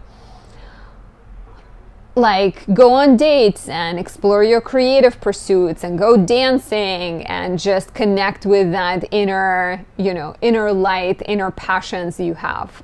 On November 15th, Saturn stations direct in Pisces, your 7th house, which could bring more clarity to your relationships, maybe more understanding, more forward momentum to any partnerships. Like if you've been negotiating a contract, or if your partner has been dealing with some kind of when Saturn was retrograde, maybe your partner has been dealing with some kind of delays or restrictions. Saturn going direct could help alleviate some of that stress and bring more direction, both to your relationship, your business partnership, and to the lives of people you are interacting with. On November 19th, Pluto returns to Aquarius. We've had Pluto in Aquarius from March to June last year, and from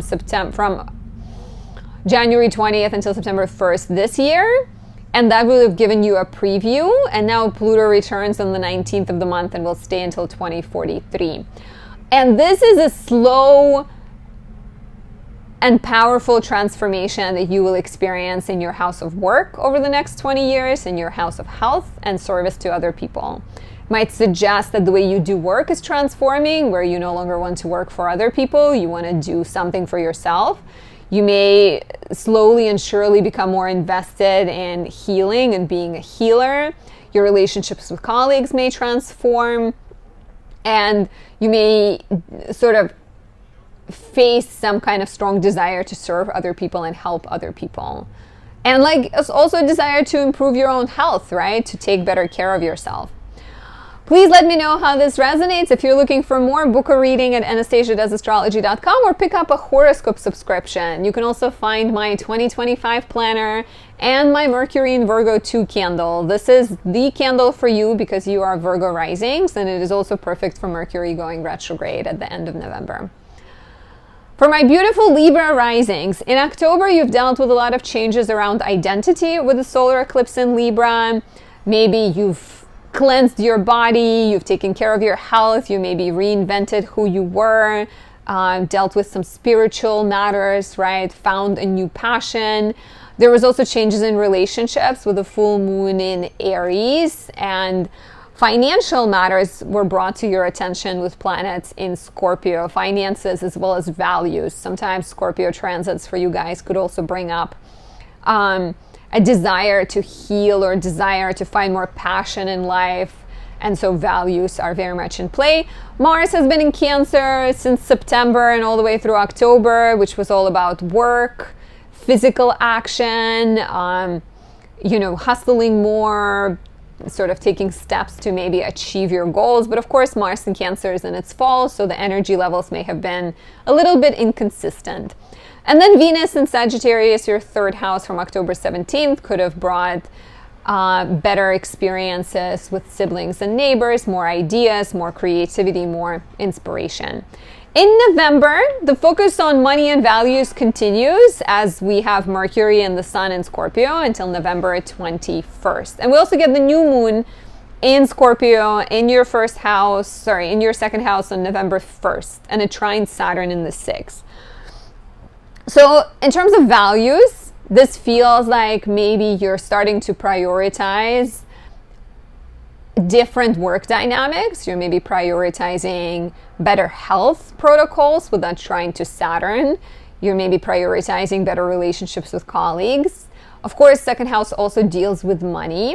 So maybe you're looking for ways to make more. Maybe you are starting a new project that will bring you side income.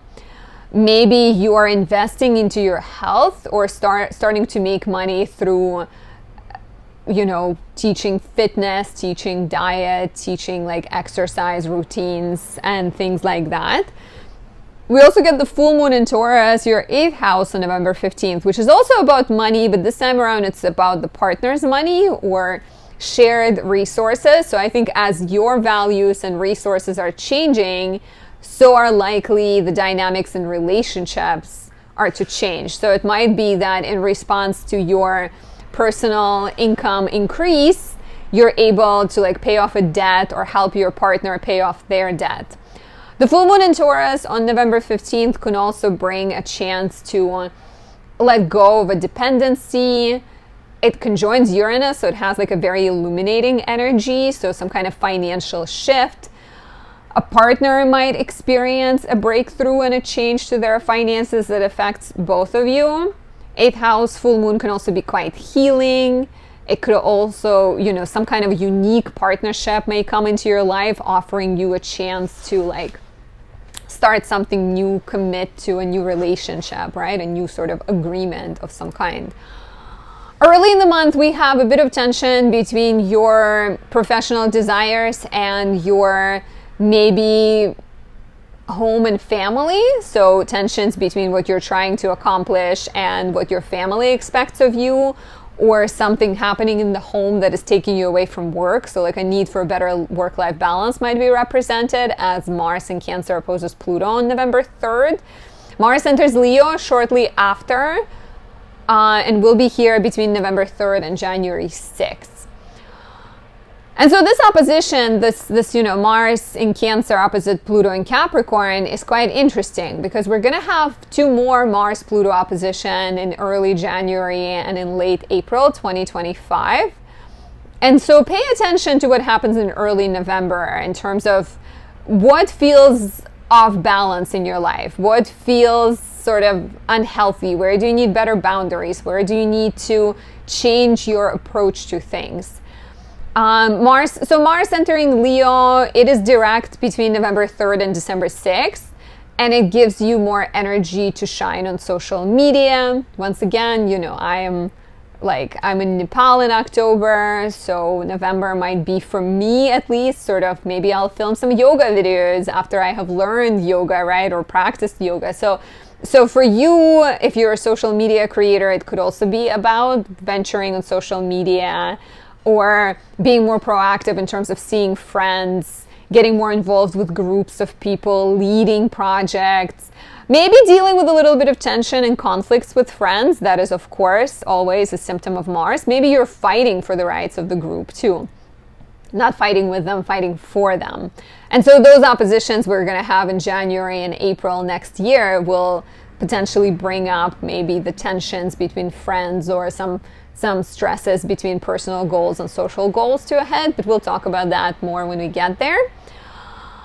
With Sagittarius action all month, there is a lot of focus on communicating, exploring new ideas, writing, studying, teaching, getting more involved with community, with siblings and neighbors.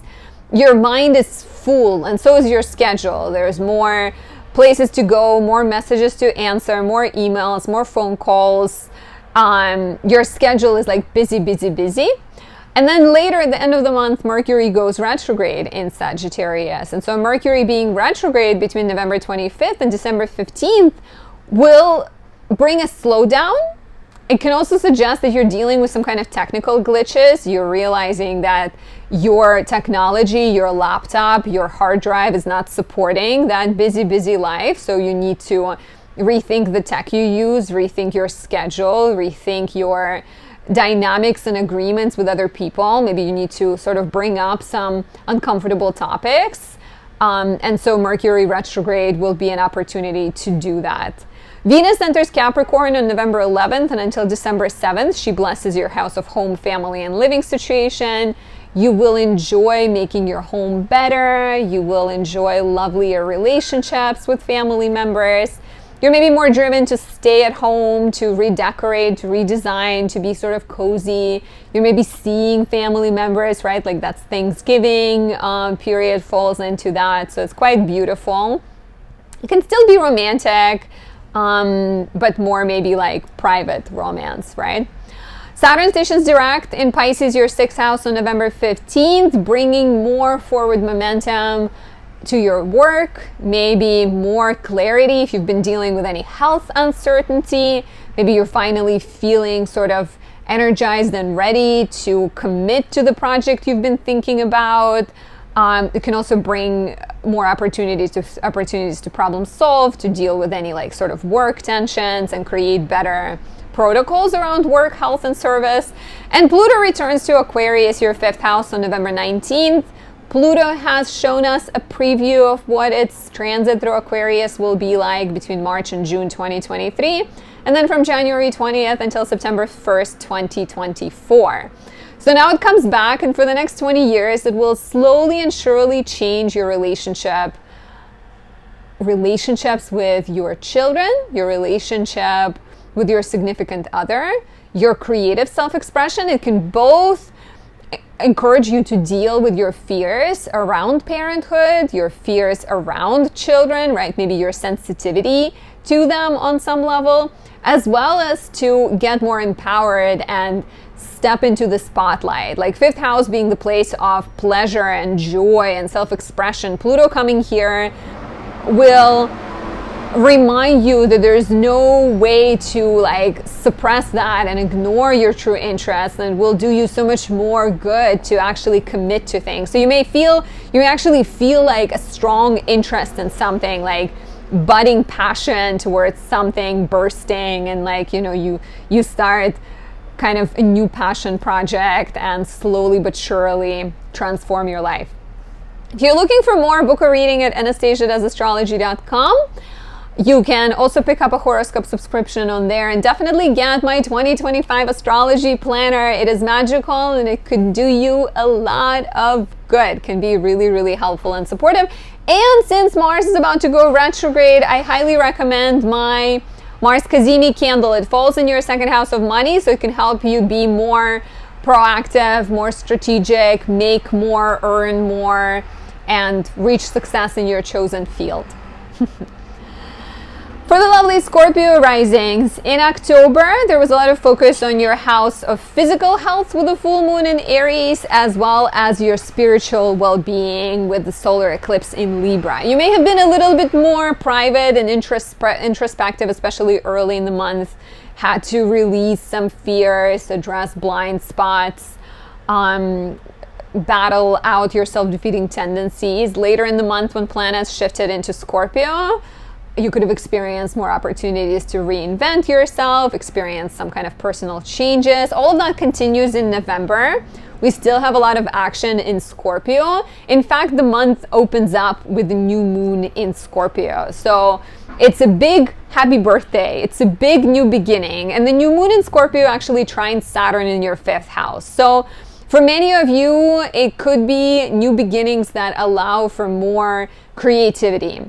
For others, it could be about becoming a parent. Quite literally, I know at least one Scorpio rising that is pregnant and is about to give birth in a month. So how literal is that, right? Like the new moon in the first, your body is changing, your role in the world is changing, your identity is shifting based on the new beginning, based on the responsibilities you're taking involving parenthood, based on the changes you're taking around your creativity, right? Too, the Saturn in the fifth could be a commitment to a creative project, a commitment to a relationship, right? Commitment to some kind of partnership of sorts as well. And then we get a full moon in Taurus, your seventh house, on November 15th. So the action in the realm of relationships is very, very pronounced for you this month. And the full moon in Taurus in the seventh, it could be about, you know, an important kind of step in a relationship. It conjoins Uranus, so it has an energy of like breakthroughs, revelations, exciting new beginnings. Of course, it's a full moon, so it's also a completion of the chapter started in May 2024 when we had the new moon in Taurus. But its connection to Uranus definitely feels like something is changing in your relationship, and it may throw you off balance, but it may also in the long run create more stability. If you're someone who is in a relationship that is not happy, the full moon in the middle of the month may be your chance to get out and wrap things up and sort of free yourself. For others, it can also be a sign of the partner's life changing and the partner going through some kind of important transformation. Maybe it comes as a shock to you, but it also allows for a new beginning and a chance for more like intimate, real, close connection between the two of you. So there's also a little bit tension early in the month because we have Mars in Cancer opposing Pluto on November 3rd. So it's active 4 days before, 4 days after. And that creates some kind of ideological disagreements, that maybe creates a sense that you're taking on too much. There might be some kind of power struggles and difficult conversations with family members, with siblings and neighbors you're addressing. Right after this opposition, Mars enters Leo, but the opposition will come back around in January and again in April next year with Mars and Leo opposite Pluto. So more sort of attention to family, more power struggles, maybe some kind of shakeups involving family that you will need to address. More on that when we get there. pick up my 2025 planner so you know those dates and you know how to deal with them, or you're better prepared for sure. Definitely also get my Mars Cassini candle. I'm like, this is like Anastasia shop, come around. No, but those are really like, we're coming up on like Mars retrograde, Venus retrograde, Mercury retrograde. It's just a retrograde extravaganza in the next few months. So I would recommend you get some goodies. But anyways, Mars enters Leo on November 3rd, and it's direct until December 6th. And it's in your 10th house, which likely gives you energy to work and network and connect with bosses and lead and show initiative, and do that with the flair of Mars and Leo, right? Confidence, charm, boldness, grandeur. Mars stations retrograde on December 6th, more on that next month, but it is likely a sign that you will have to redo some of that you will run into glitches, disagreements, conflicts with bosses that you need to address. So we also have a lot of action in Sagittarius this month, which is your second house of money. Mercury, Venus, and the Sun are all there. And that suggests that you are using your mind, your ideas to make more. You're maybe writing, you're maybe making money through intellectual pursuits, talking more, maybe you're investing in beauty products, investing in art, especially with Venus here until November 11th. So you're like busy sort of taking professional and financial action. When Mercury goes retrograde between November 25th and December 15th, you may notice things slowing down. It might be an opportunity to rethink what you spend on, to also review some kind of agreements with other people, to renegotiate some things. Be careful with this, like with November and December, be careful making sort of really big purchases. I'd say try to be mindful and try to be like very rational with what you spend on, especially as Mercury opposes Jupiter in your 8th house on November 18th. That could be like really, let's just buy a house with a pool, and maybe you don't have enough yet to buy the house with a pool, so go for a house that has space to build a pool when you have the money for it. Because Mercury retrogrades in the second house can bring like financial reversals. And also could be a great time to consult a financial advisor to, make some kind of thoughtful choices when it comes to improving your finances, maximizing your finances. Venus enters Capricorn on November 11th, and until December 7th, you're likely to feel more inspired. Your speech will be more charming. You can enjoy connecting with siblings. There's more accord. There's more pleasure in exploring your neighborhood. Maybe you're moving to a beautiful neighborhood, and it's actually a great time to like look for a place, because Venus can make things better and easier.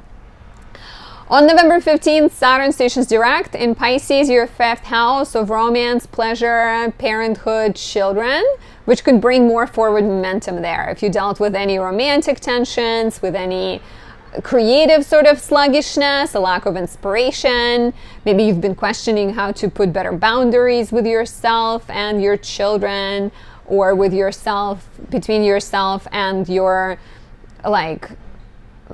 creative partners even, Saturn going direct can give you an opportunity to like approach things with the renewed sense of understanding, self-understanding, and better kind of understanding of how to maximize your time and your relationships.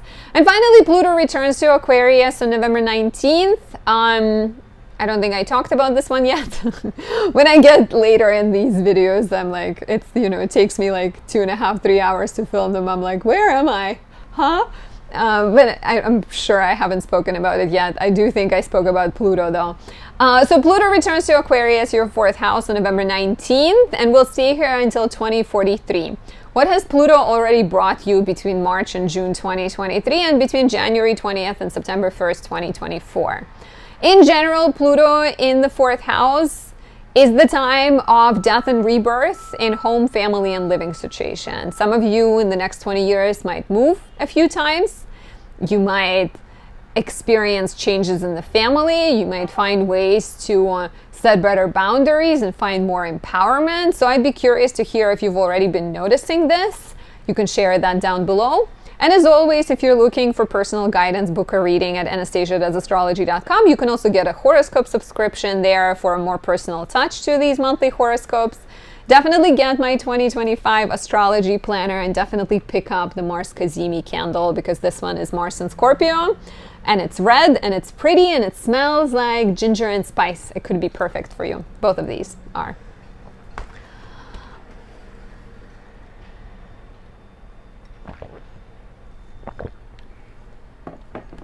For the lovely Sagittarius rising, October brought a lot of attention to your house of romance, pleasure, children with a full moon in Aries, as well as introduced new beginnings, more spirituality, a chance to let something go in the sector of friendships, networks, hopes, and dreams. You may have released a connection.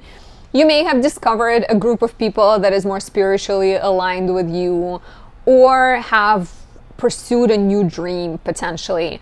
Mars in Cancer, your 8th house, brought attention to finances, as you maybe felt driven to pay off debts, make more, get loans, and even deal with some past troubles, past traumas. And Venus, Mercury, the Sun, and Scorpio brought attention to your 12th house of mental health, blind spots, self-defeating tendencies. Later in the month, you also had Venus enter Sagittarius, which could have brought more more opportunities to date, made you feel more charming, encouraged you to change your look. So in November, the focus on mental health, spirituality, imagination continues, since we have the Sun in Scorpio until November 21st. We also have the new moon in Scorpio on November 1st. So the first 3 weeks of the month, you are focused on self-improvement. You're more aware of what doesn't serve you.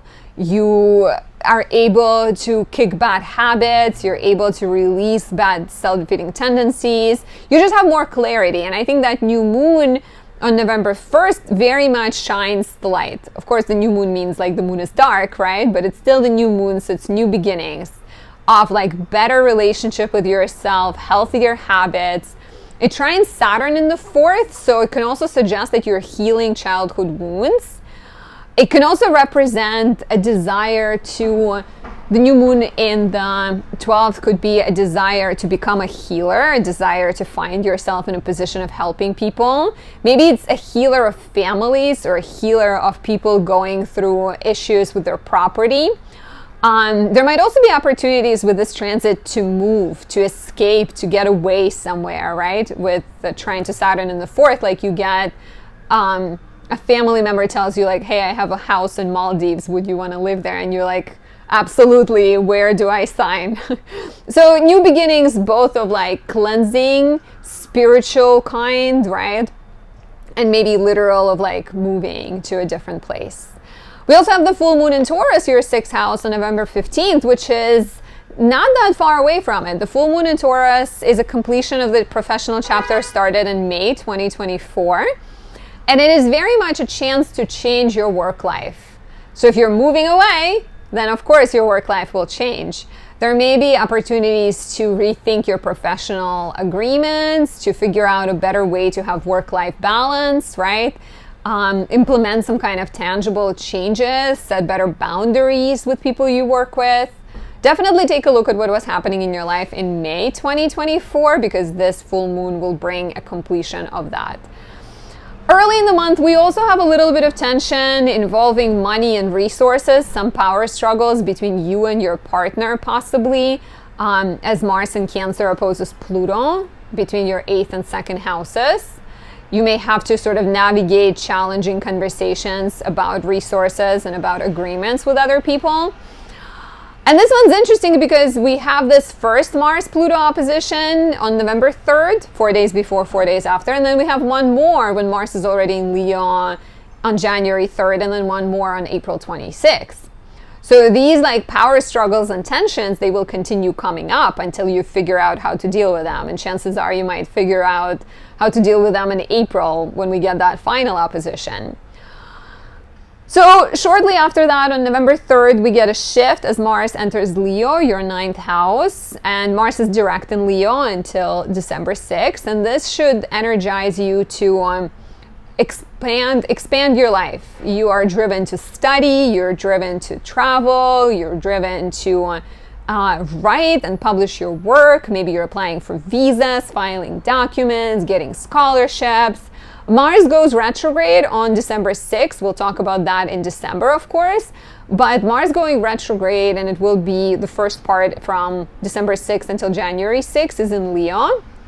And that might suggest that you're running into some kind of obstruction, some kind of delay. Your visa gets rejected, or the process gets slowed down.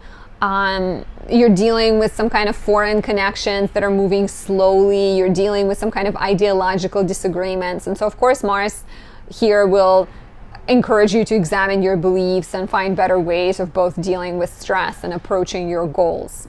So that will be interesting. We'll see what the other two oppositions will bring. But pay attention to the first opposition between Mars and Pluto on the 3rd of the month, 4 days before, 4 days after. The focus on your first house of image, health, identity, style continues with Mercury, Venus, and the Sun in Sagittarius. You're maybe still changing your look, making improvements, updating your wardrobe, feeling more creative, feeling more charming, speaking more, Mercury being in your first house. You're talking faster, you're talking more passionately, you're maybe talking about yourself a little bit more. And you're sort of excited about these new beginnings coming into your life. You're maybe like venturing on a new path, right? There is a bit of a danger of like overdoing it, over-promising it, as planets in Sagittarius oppose Jupiter in your 7th house. So try to stay mindful. And of course, Mercury will go retrograde on November 25th and until December 15th. It will offer you a chance to slow down, to reflect on what is truly important, what is truly satisfying, because maybe you've started 15 projects and you need to narrow it down. Might also be the time when you're questioning your health protocols and you're trying to figure out how to take better care of yourself, better care of your health, how to, even like thinking of changing your skincare. All of those things are under the umbrella of Mercury retrograde in the first house. There's a little bit of a boost to your finances with Venus entering Capricorn on November 11th. She stays here until December 7th. And this suggests that you are, you're more supported. Venus in the 2nd house can often be a sign of like a bonus, a reward, a financial kind of approval, right? A sense of approval through a bonus. It can also represent that you're spending more on beauty products, that you're investing into art, perhaps. And maybe you're even spending on massages or treating yourself and doing things that are both practical but also kind of good for you. On November 15th, Saturn stations direct in Pisces, your 4th house. And over the course of the last few months, Saturn was retrograde. So there could have been some matters involving your home, your family, some boundaries that felt a little bit wobbly that you were considering. Maybe you've revisited past issues, addressed some childhood wounds. And so Saturn going direct allows for more clarity. You're able to implement everything you've learned while Saturn was retrograde and create better structures, better protocols around paying your mortgage, better boundaries when it comes to dealing with your family, better routines in the home, like better sort of dynamics. So there might even be more forward momentum if you're trying to move, if you're trying to sell a home and start a family and things like that. Pluto also enters Aquarius, your 3rd house, on November 19th and will stay here all the way until 2043. Pluto has dipped its toes into Aquarius between March and June 2023 and January 20th and September 1st, 2024. How has that period been? Have you noticed any, maybe, Pluto in the 3rd over the course of the next 20 years will definitely bring up the passion in your speech. It will possibly introduce new topics, new interests, new hobbies that you feel driven to explore. They might involve AI or technology. They might involve society and community, and sort of encourage you to get more involved in that.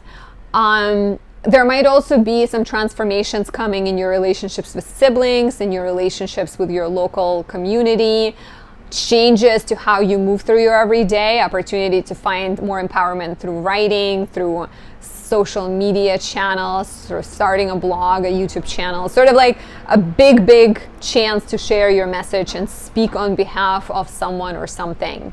Please share how this resonates. As always, if you're looking for more, book a reading at anastasiadoesastrology.com. You can also pick up a horoscope subscription there, and definitely check out my 2025 astrology planner. Highly recommend. I would also recommend my Exalted Mars candle for you, because we have Mars retrograde coming up, and Exalted Mars is Mars in Capricorn, so it's a lot stronger, a lot more empowered, and good at expressing frustration and challenging emotions. If you are the beautiful Capricorn rising, October brought a lot of attention to your house of career, status, and reputation. As we had the solar eclipse in Libra, it could have encouraged you to release something and to choose paths that are more spiritual and soulful. We also had the full moon in Aries, which could have brought change to your house of home, family, and living situation. Venus, Mercury, and the Sun in Scorpio highlighted your friendships, networks, and social media, encouraged you to pursue new dreams. And then Venus entered Sagittarius, and that could have, like from the middle of the month, you may have felt also pulled to retreat, to travel, to get away, and to find balance through, once again, some kind of spiritual, introspective pursuits. Mars has also been in Cancer all the way through September and October, and that could have brought a lot of action in the sector of relationships, maybe some tension and a need for more honest communication. In November, there's still a lot of action in your 11th house, as the Sun stays in Scorpio until November 21st. You are connecting with friends, you are venturing on social media, exploring new dreams. There is a new moon here that starts the month with, we start the month with a new moon in Scorpio on November 1st, and it trines Saturn in the 3rd house. And this feels like there is a big question you have, and the question is of belonging. You're wondering, how can you connect with people in your life? How can you have better relationships? And how can you, with Saturn, especially in the 3rd house, how can you take your skills and your interests and your knowledge and make a difference? So doing work that helps community, joining with people that are more aligned with you, that are supportive, so starting new relationships, exploring projects that are communal and sort of connected with other people are highly likely here. We do have a little bit of tension around the same time as Mars, the ruler of this new moon, in your 7th house opposes Pluto in your 1st. So you're maybe dealing with some power struggles, some kind of uncertainty or shadows involving relationships. Maybe there might be some kind of disagreements between your personal goals and the goals of your partner. So you may need to address some of that. The Mars-Pluto opposition is interesting because we'll get 2 more as Mars goes retrograde in January and in April 2025. But this one could be quite telling, and this might offer this early November 3rd opposition, 4 days before, 4 days after, might give you a chance to kind of gain more clarity and more control over how you present yourself and how you deal with adversity. And maybe also find like a better balance between yourself, your personal needs, and your relationship needs. Mars enters Leo, your 8th house, right after this opposition, and between November 3rd and January 6th, it will be in Leo. It is direct for about a month until December 6th, and it gives you energy to partner up with others, to pay off debts, to fight sort of spiritual battles, right? Mars in the 8th house could be very much like, yes, there is a lot of action in terms of paying off debts, but there could also be like you're fighting spiritual battles for other people. You are healing, you're guiding them, you're helping them figure out their finances. So there is like a lot of action. Then when Mars goes retrograde between December 6th and January 6th in Leo, It's retrograde all the way until February 23rd, but it switches signs. You will have to review some of those energetical and financial exchanges you have with other people, and maybe release some that are toxic and challenging and commit to those that are actually supportive. And once again, your finances, your agreements with other people, your money you share with your partner, even your partner's money will all undergo a sense of transformation with Mars going retrograde. On November 15th, we also have the full moon in Taurus, your 5th house, which represents a completion, a change of the chapter started in May with a new moon in Taurus. It brings a sense of clothing. Why can I say clothing is not the word? Closing. Sorry about that. Something is closing in your relationship sector, which could mean a relationship moving to a more committed level. It could mean a relationship ending if it doesn't serve you. There is a Uranus conjunction to this full moon, so some kind of liberation, some kind of eye-opening experience. It doesn't need to be a sign of a relationship ending, but it could suggest that maybe you're exploring a different kind of dating or being together. The full moon here might also represent pregnancy or birth of a literal child or of a creative project. And maybe a sense of like connection, better connection with your creativity, as well as if you're struggling with any self-defeating habit, sort of a tendency to overindulge. The full moon in the 5th can also be about curbing those habits. The entire month, there is still a lot of focus on your 12th house. Mercury is in Sagittarius between November 2nd and January 8th. Venus is here, the Sun is here for a portion of the month. And this suggests that there's still that focus on your private life. There's still that desire to rest, to escape, to get away, to heal. You're a bit more private. And you also have, you're maybe not communicating your thoughts as directly as you might normally. You're maybe taking time to consider your following steps, and maybe other people are kind of guessing a little bit what you're up to. Watch out for dating people that are not good for you and maybe instigating some drama in relationships, because it is the house of self-defeating patterns, and if you're not aware of them all, they can come and get you. So be mindful. And then Mercury goes retrograde between November 25th and December 15th, which suggests a chance to rethink protocols around therapy and mental health, rethink your spiritual habits, implement some better sort of strategies around your spiritual healing, and maybe even bring more astrology, meditation, yoga, therapy into your life. Venus enters your 1st house. She enters Capricorn on November 11th, which is actually pretty exciting. She'll be here until December 7th. Venus in the 1st house brings you more charm, more beauty. You're more attractive. Other people give you more compliments, bring you more gifts and recognition, appreciation. Great transit for changing your look, improving your style, taking care of your hair, etc. Saturn goes direct. Your chart ruler goes direct in Pisces on November 15th, which, if you've dealt with any confusion around siblings, any sort of backward motion when it comes to agreements, neighbors, scheduling issues, Saturn going direct should bring more clarity, action, and forward momentum when it comes to those things. Can also maybe speed up some projects you've been working on, give you more inspiration to write, to do business, to study, and things like that. Like if you've been sort of stuck trying to finish a course of study, Saturn going direct might give you the energy to do it.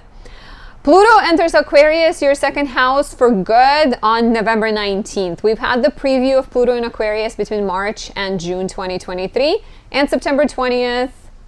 I keep messing it up. This is like zodiac sign number 10 and I keep saying the wrong dates. But it's March and June 2023 and January 20th and September 1st, 2024. I got it. And you've had a preview, right? And the preview in your house of money and values. So what was that been like for you? Have you Have you started new financial projects? Have you thought of new ways of making money? Have you made any investments? Pluto being in your second house for the next 20 years will slowly and surely transform your finances. It might encourage death and rebirth professionally, a change in what you do for a living. It might bring new opportunities involving Aquarian topics, AI, community, technology, science, all of those things that will kind of bring more empowerment financially. You might also become a guide for other people and consult other people and discover sort of hidden treasures, both financially and spiritually. If you're looking for more, book a reading at anastasiadoesastrology.com. Pick up my Exalted Mars candle. It's perfect for Capricorn risings, and definitely get my 2025 planner. It's time. The year is almost over. What are you waiting for?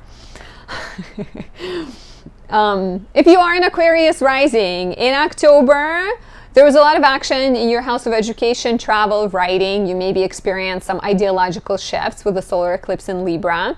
The full moon in Aries highlighted your house of everyday life, communication, siblings, neighbors, schedule, encouraging you to release something and maybe create a better flow, more balance in your life. Mars was in Cancer the entire month, giving you energy to tackle problems and handle work situations, but maybe the energy that wasn't super consistent, and maybe you dealt with some passive aggressive behavior in the sector of work. We've had a lot of action in Scorpio, your 10th house, so a lot of professional action, opportunities to shine, opportunities to network, also with Venus in Sagittarius. In November, there's still a lot of action in Scorpio. Until November 21st, the sun is in Scorpio, so you're still working hard, you're still being more visible professionally, you're maybe looking for a new job or leading, kind of presenting yourself. We get a new moon right at the start of the month on November 1st and a trine to Saturn in the 2nd. So it's new beginnings in your professional sector connected to Saturn in the house of money. Could you be asking for a raise? If you're not, it's a great time. It's a great time to be very strategic about it. Saturn in the 2nd house, right? Write a list of all of your duties, write a list of pros and cons, and go talk to your boss. A chance to start a new job, a chance to get a promotion, right? A chance to take a project on that you're quite excited about are all possible here. At the same time, because the ruler of this new moon is Mars in Cancer in opposition to Pluto, the two oppose on November 3rd, but it's active 4 days before, 4 days after. You may also be dealing with some kind of tension between your physical workload and your desire to rest, your desire to escape, between your everyday life and your mental health, your physical health and your mental health, right? There might be some kind of power struggles that you're facing. And the Mars Pluto opposition on November 3rd is one of 3. We'll have 2 more between Leo and Pluto in Aquarius, Mars and Leo, Pluto in Aquarius, on January 3rd and April 26th next year. So it's telling, it's like, you know, it introduces some kind of frustration. It can bring something to your attention, like a sense that there is not enough balance, a sense that you're not quite happy with where you are, and it may encourage you to make the change happen, to work on healing, to work on releasing self-defeating tendencies and maybe being a bit more proactive. Right after that, on November 3rd, Mars enters Leo, your 7th house. It is staying here until January 6th, until December 6th is direct, but then it's retrograde, right? So the first half when it's direct, so in November it is direct, you feel driven to take action in partnership with others. So you might be exploring new contracts, negotiating agreements, signing leases or documents of some sort. You may be driven to date and commit to a relationship. You may fight with your partner a little bit more, especially like January 3rd and April might have like a theme of sorts, but I feel like I'm jumping too far ahead. If you want to know those dates, pick up my 2025 planner. It has those dates and it has some symbols for good, challenging transits, journaling pages, and more. So Mars direct is a chance to sort of start something new in a relationship maybe. But like I said, watch out for fighting or being a little bit self-righteous, because Mars and Leo is like that. It can also suggest that your partner is feeling a boost, and maybe they're feeling a little bit more willing to take on a fight. Instead, perhaps be active with your partner. Go hiking, do something exciting, right? When Mars goes retrograde between December 6th and January 6th, that part, well, it's retrograde in Leo, you are likely going to rethink some of your relationship matters. You may deal with fights that you have thought you have already solved. Some old fights might be coming back around. An ex or a past relationship might return back into your field of vision, and an ex might pay you a visit. So having to address conflicts in relationships, having to rethink what you desire are all going to be quite prominent with Mars in Mars retrograde. We also get the full moon in Taurus, your 4th house, on November 15th, which is a transformation in the sector of home, family, and living situation. Take a look at how has this sector of your life changed since May 2024, when we had the new moon in Taurus. This full moon conjoins Uranus, so it can bring some kind of like sudden, liberating breakthrough. I can see this as healing a childhood wound, realizing something, and perhaps being liberated from the hold it had on you. It can also be a chance to move out. Let's say you decide to move out of like a family's home and start a life on your own. There might be maybe exciting developments around buying property or moving or selling property, and some type of opportunity to like address. So like, I think you're shaking things up. Something is getting shaken up in your home, family, and living situation sector, but for the sake of creating more stability in your life. With that new moon in Scorpio, maybe you get a job in a different city, and now you need to move. And that feels uncomfortable because you'd rather not. Let's be honest. As an Aquarius rising, your 4th house is Taurus. You can be quite stubborn in terms of where you live, right? Quite attached to your home, family, and living situation. We have 3 planets in Sagittarius, Mercury, Venus, and the Sun, pretty much the entire month, which brings attention to your 11th house of friendships, networks, social media, hopes, and dreams. You're networking, you're going out more, you're spending time with friends, you're maybe even dating a friend if you're single, especially until November 11th when Venus is here. Starting group projects, exercising with friends, going to volunteer, exploring new dreams, venturing on social media, all of that is likely. Mercury stations retrograde on November 25th. Which might slow things down, might bring delays, miscommunications with friends. A friend might be going through a difficult time and that affects your friendship.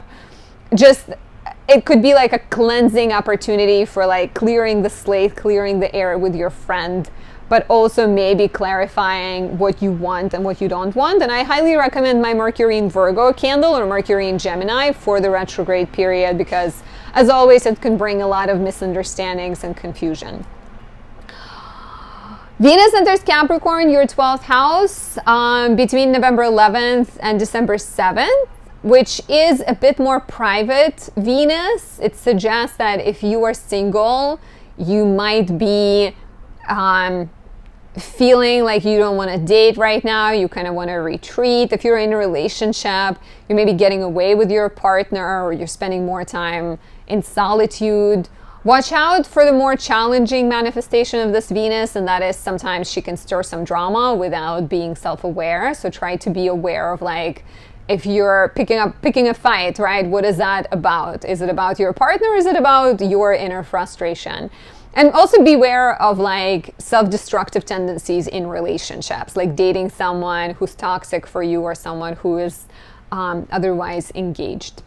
Saturn stations direct, your chart ruler, according to traditional astrology, on November 15th, which should bring more forward momentum, better boundaries, more clarity involving money and values. So if you've been looking for a job or you've been waiting for some kind of payout, Saturn going direct can actually speed things up and bring you that chunk of money, that bag of money.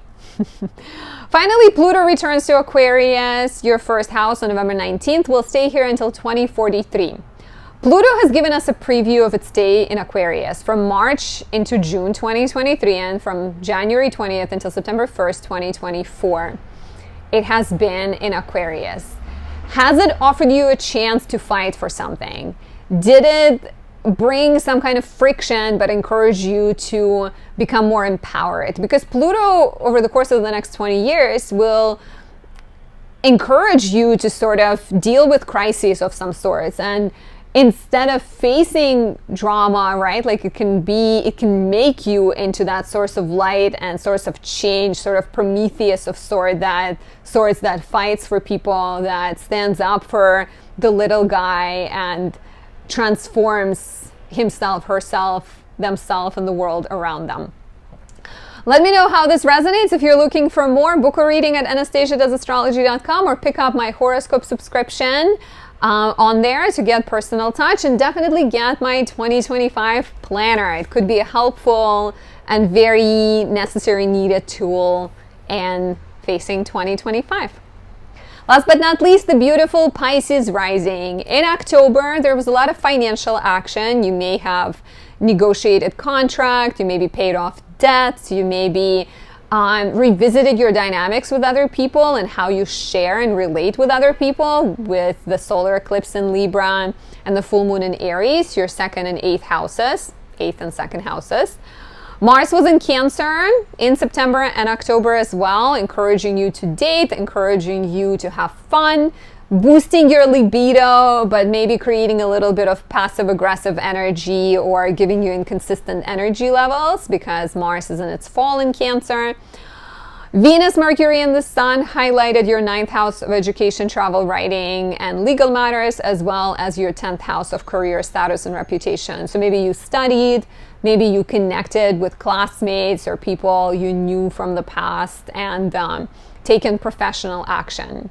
In November, there's still a lot of transits until November 21st in your 9th house of education, travel, writing, publishing, legal matters. In fact, we start the month with a new moon in your 9th house, which is all about getting away and growing. Your mind is opening, right? So you're maybe learning something.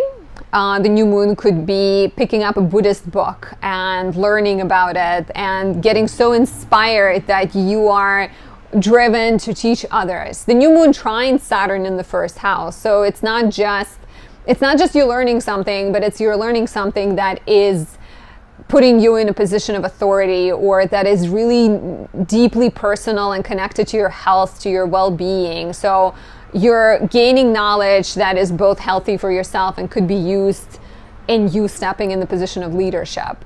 Traveling, growing through travel, planning trips, right? Writing, publishing, changes around like legal matters. If you're a lawyer, or if you're involved in some kind of legal battle, like maybe you're getting sort of committed to something. We also have the full moon in Taurus on November 15th, which is kind of the opposite energy. It's a little bit more about your immediate environment instead of like the large vision. And so the full moon in Taurus may offer you opportunities to shake up your everyday life, to shake yourself up as well, right? It conjoins Uranus, so it has that liberating, eye-opening, breakthrough type energy where you're encouraged to let go of some commitments that tie you down. You're encouraged to examine what you believe and how your beliefs and your words and your thoughts shape your reality. So the full moon in the third might be a completion of like a writing project, business venture, a situation with a sibling or a neighbor that got started in May, but it can also be highly tied to this new moon in Scorpio we get in the beginning of the month, offering you opportunities to shake up your immediate environment so that you can get closer to your larger goals. In the beginning of the month, we also have a bit of a tense energy between Mars in Cancer and Pluto in Capricorn, so between your 5th and 11th houses. The two oppose on November 3rd, and then again from Leo and Aquarius, between Leo and Aquarius in January and in April.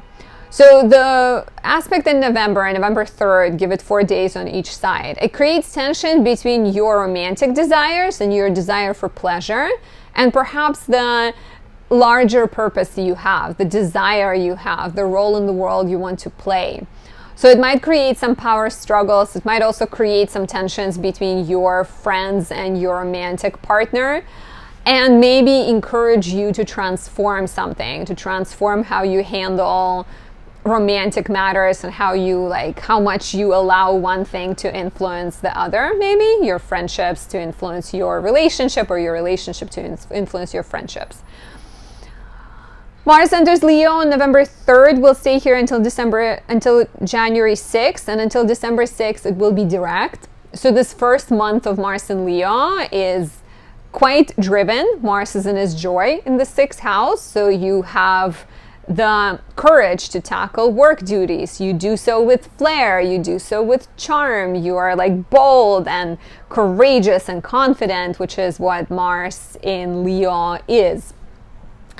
You're maybe handling health matters, right? You're maybe seeing doctors or exercising more and feeling like sort of full of energy. And then Mars goes retrograde on December 6th, and some of that might slow down. Some of that may need to be revisited, reviewed, rethought. Your energy might be a little bit lower and your motivation might lag. And of course, it's not permanent, but you may need to dig deeper to discover that motivation.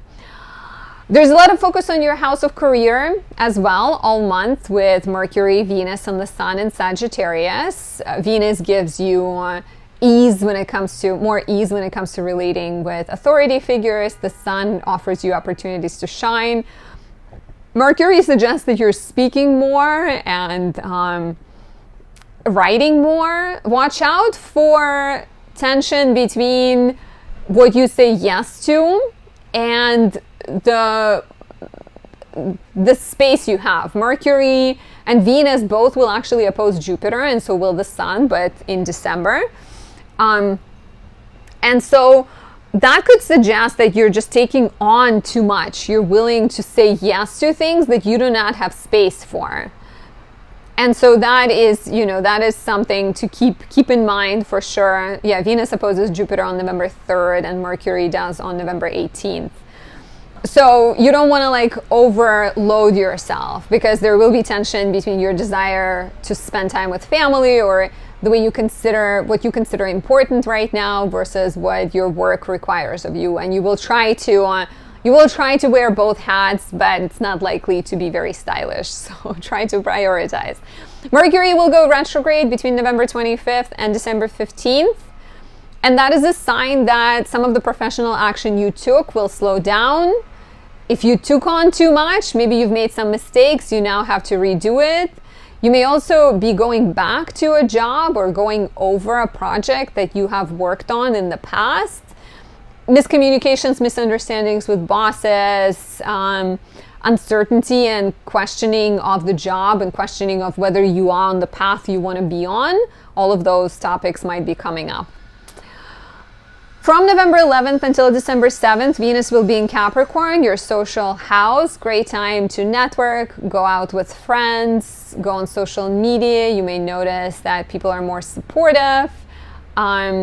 You are also more charming in the social context. There's more parties to attend, more places to go, more fun to be had.